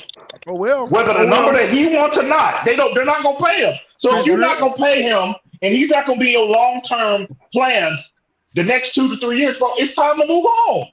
No, I don't care. You move on and you get compensation for him. Period. His guarantee money ends this year. So he's guaranteed the $12 million this year. That would be very irresponsible. He's not guaranteed any money. That would be extremely irresponsible of Chris Greer if he's playing a pride game with this player, bro. You think you're going to pump me? No. It's about doing what's best for the Miami Dolphins. And if you're not going to setting an example for the rest of the players. Y'all want to know why this really happened? Because they released Bobby McCain. I bet you. Had they not released Bobby McCain, X wouldn't be worried about his contract right now. And I'm sticking to it. Because Bobby should still be on the team. Man. No, I'm just trolling. I'm just trolling Mr. Ball. Okay. So what number would you give though? What number would you offer him though? Because at this point, I'm okay with making him the highest paid Dolphin, but I can't. I'm not gonna be able to do a lot of things if I'm trying, because I gotta go 20 plus to get What's past the number for Ramsey. Jalen Ramsey right now? What's the number for Jalen Ramsey right 20. now? 20. Yep, Jalen Ramsey's getting 20. Yes. No. So I'm not paying it. At the most, I would, whatever is, I would probably go 17, 18 million. And if he can't be satisfied with that, then we got our heels dug in. I would love to find a number to where it's good for both parties. Yeah, that's what I'm saying. Obviously, and Xavien Howard just didn't wake up this morning and say, I want a new contract, I'm not coming to work. I've been reporting this for 8 months now. They've been knowing this, bro. They've seen this coming, right? So my only issue with the Miami Dolphins is this. If you knew all along that you were not going to pay this man, why didn't you move him pre-draft or during the draft? Yep. That's my only issue. No, let me not get into it. Hey, but no insanity. That's a good point. Let's not get no. Watson could have knocked a whole bunch of stuff out of whack. No, we ain't gonna get into it. So what you're saying, Sandy? You think that he was possibly going to be included in the Deshaun Watson package? You think? That's one reason that'll make sense. I'm not saying nothing, but I get what you're saying. Yeah, but I'm just saying, hypotheticals. I'm not gonna live with them. So you got Ramsey at 20. Humphrey at 19 and a half. Tre'Davious White, 17.25. Damn, 20, bro. Darius Slay, 16.6, 8. 28 years old. Byron Jones is at 16.5. And see, here's the thing about it, and I love me some Xavien Howard though. But why would you make him? Xavien Howard playing. He's not. First off, he's not the best corner in the National Football League. I think that is Jalen Ramsey. Because Jalen Ramsey travels and follows it week after week after week. Number one. The opposing team's number one wide receiver. That to me, and he's that dominant and playing at that level, that tells me he warrants a contract of that size. And I'm not taking nothing away from Xavien Howard, but he doesn't command the opposing team's number one wide receiver.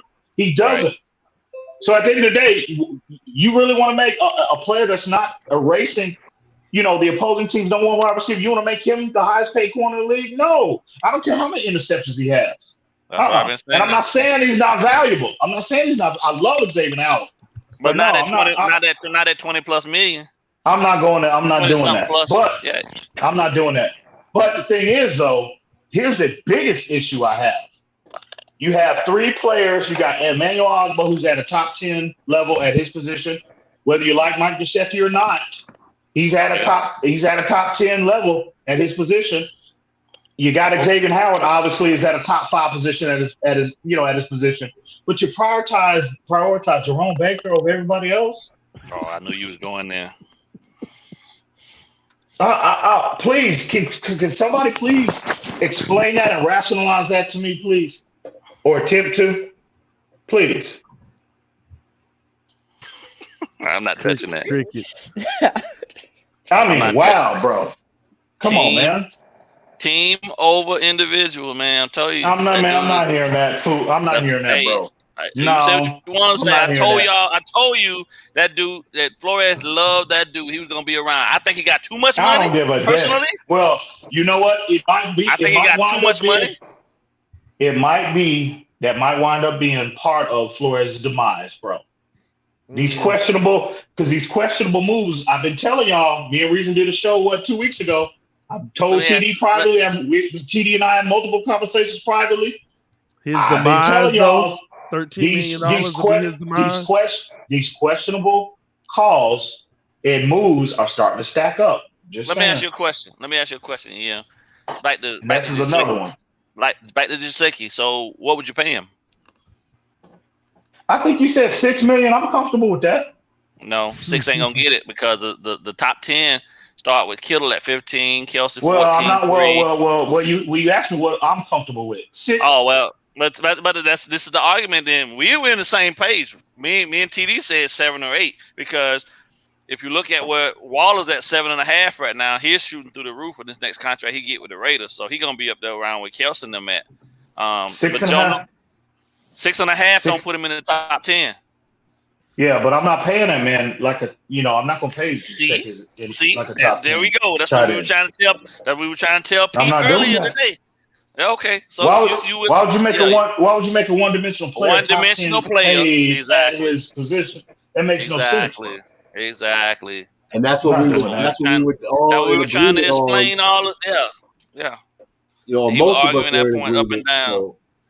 So he was like, no.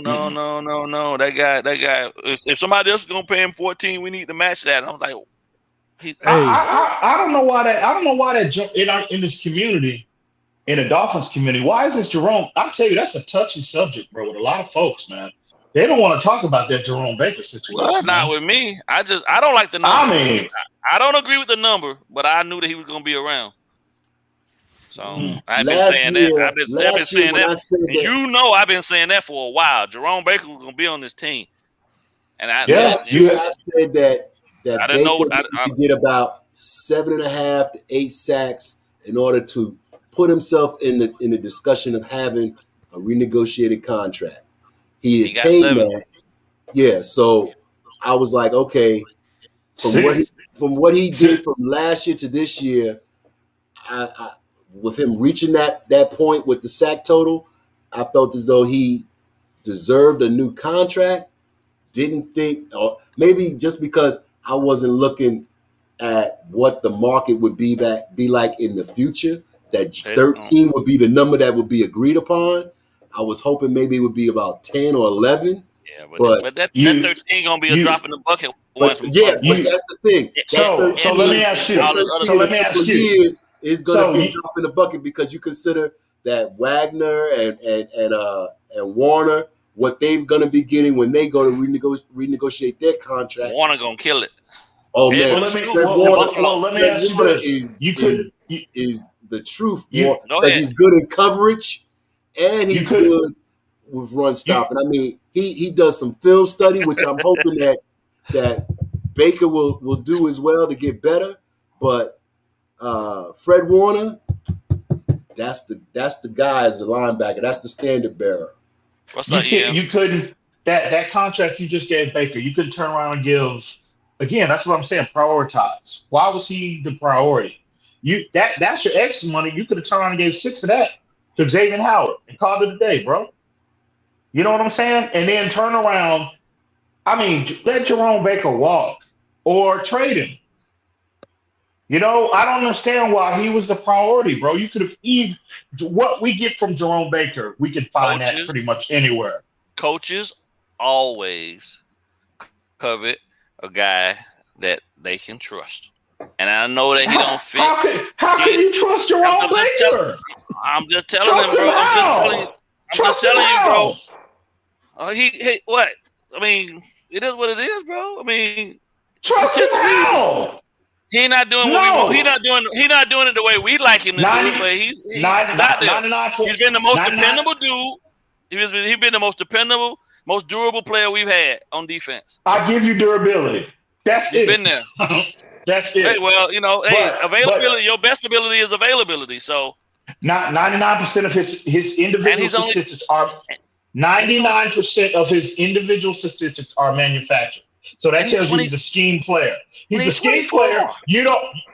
Bro. Okay, I get it. He's 24. Okay. This time next year, his contract based on those other guys ain't gonna look like nothing. I thought it would have been more like 9.5, 8.5, 9 range personally, but hell no. I'm talking about 6.5, 7, 6.5 or 7. Nah, bro. I don't get it. Well, okay, if they're banking on, he's another one that needs to take a significant leap. Not just Tua Tagovailoa, the offensive line. He's another one because they're paying him like a 3-down. They're paying him like a 3-down linebacker right now. Yeah, that's what they're paying him to be. Yes, you're right. You're right. Listen. I'm not at any point in an argument with you, bro. I'm not. I thought the number was crazy. I knew he'd get a contract, but I didn't think it would be this. So it threw me for a loop too. But I knew he was gonna be here. Hang on real quick. Alex Rosales, learn the game of football and you'll understand my logic a little better, bro. Learn the game, learn the details of football and you'll understand my logic a little more. But anyway, I'm sorry. Go ahead, ball something in the morning. Please don't start nothing with the chat. Hey, I want to say something about this. They won't come to me. How am I starting anything?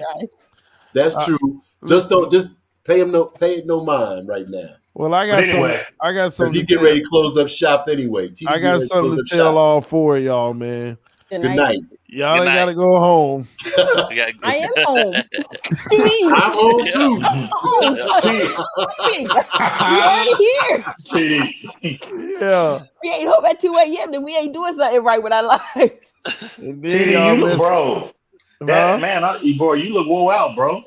Yeah. Every time I hear your voice, this is what happens. I tell you, spewing that foolishness all day will do it to you, bro. It'll get you. Nah, I gotta grab these because I still gotta take a shower, man. I gotta grab these 4 hours of sleep and then get up.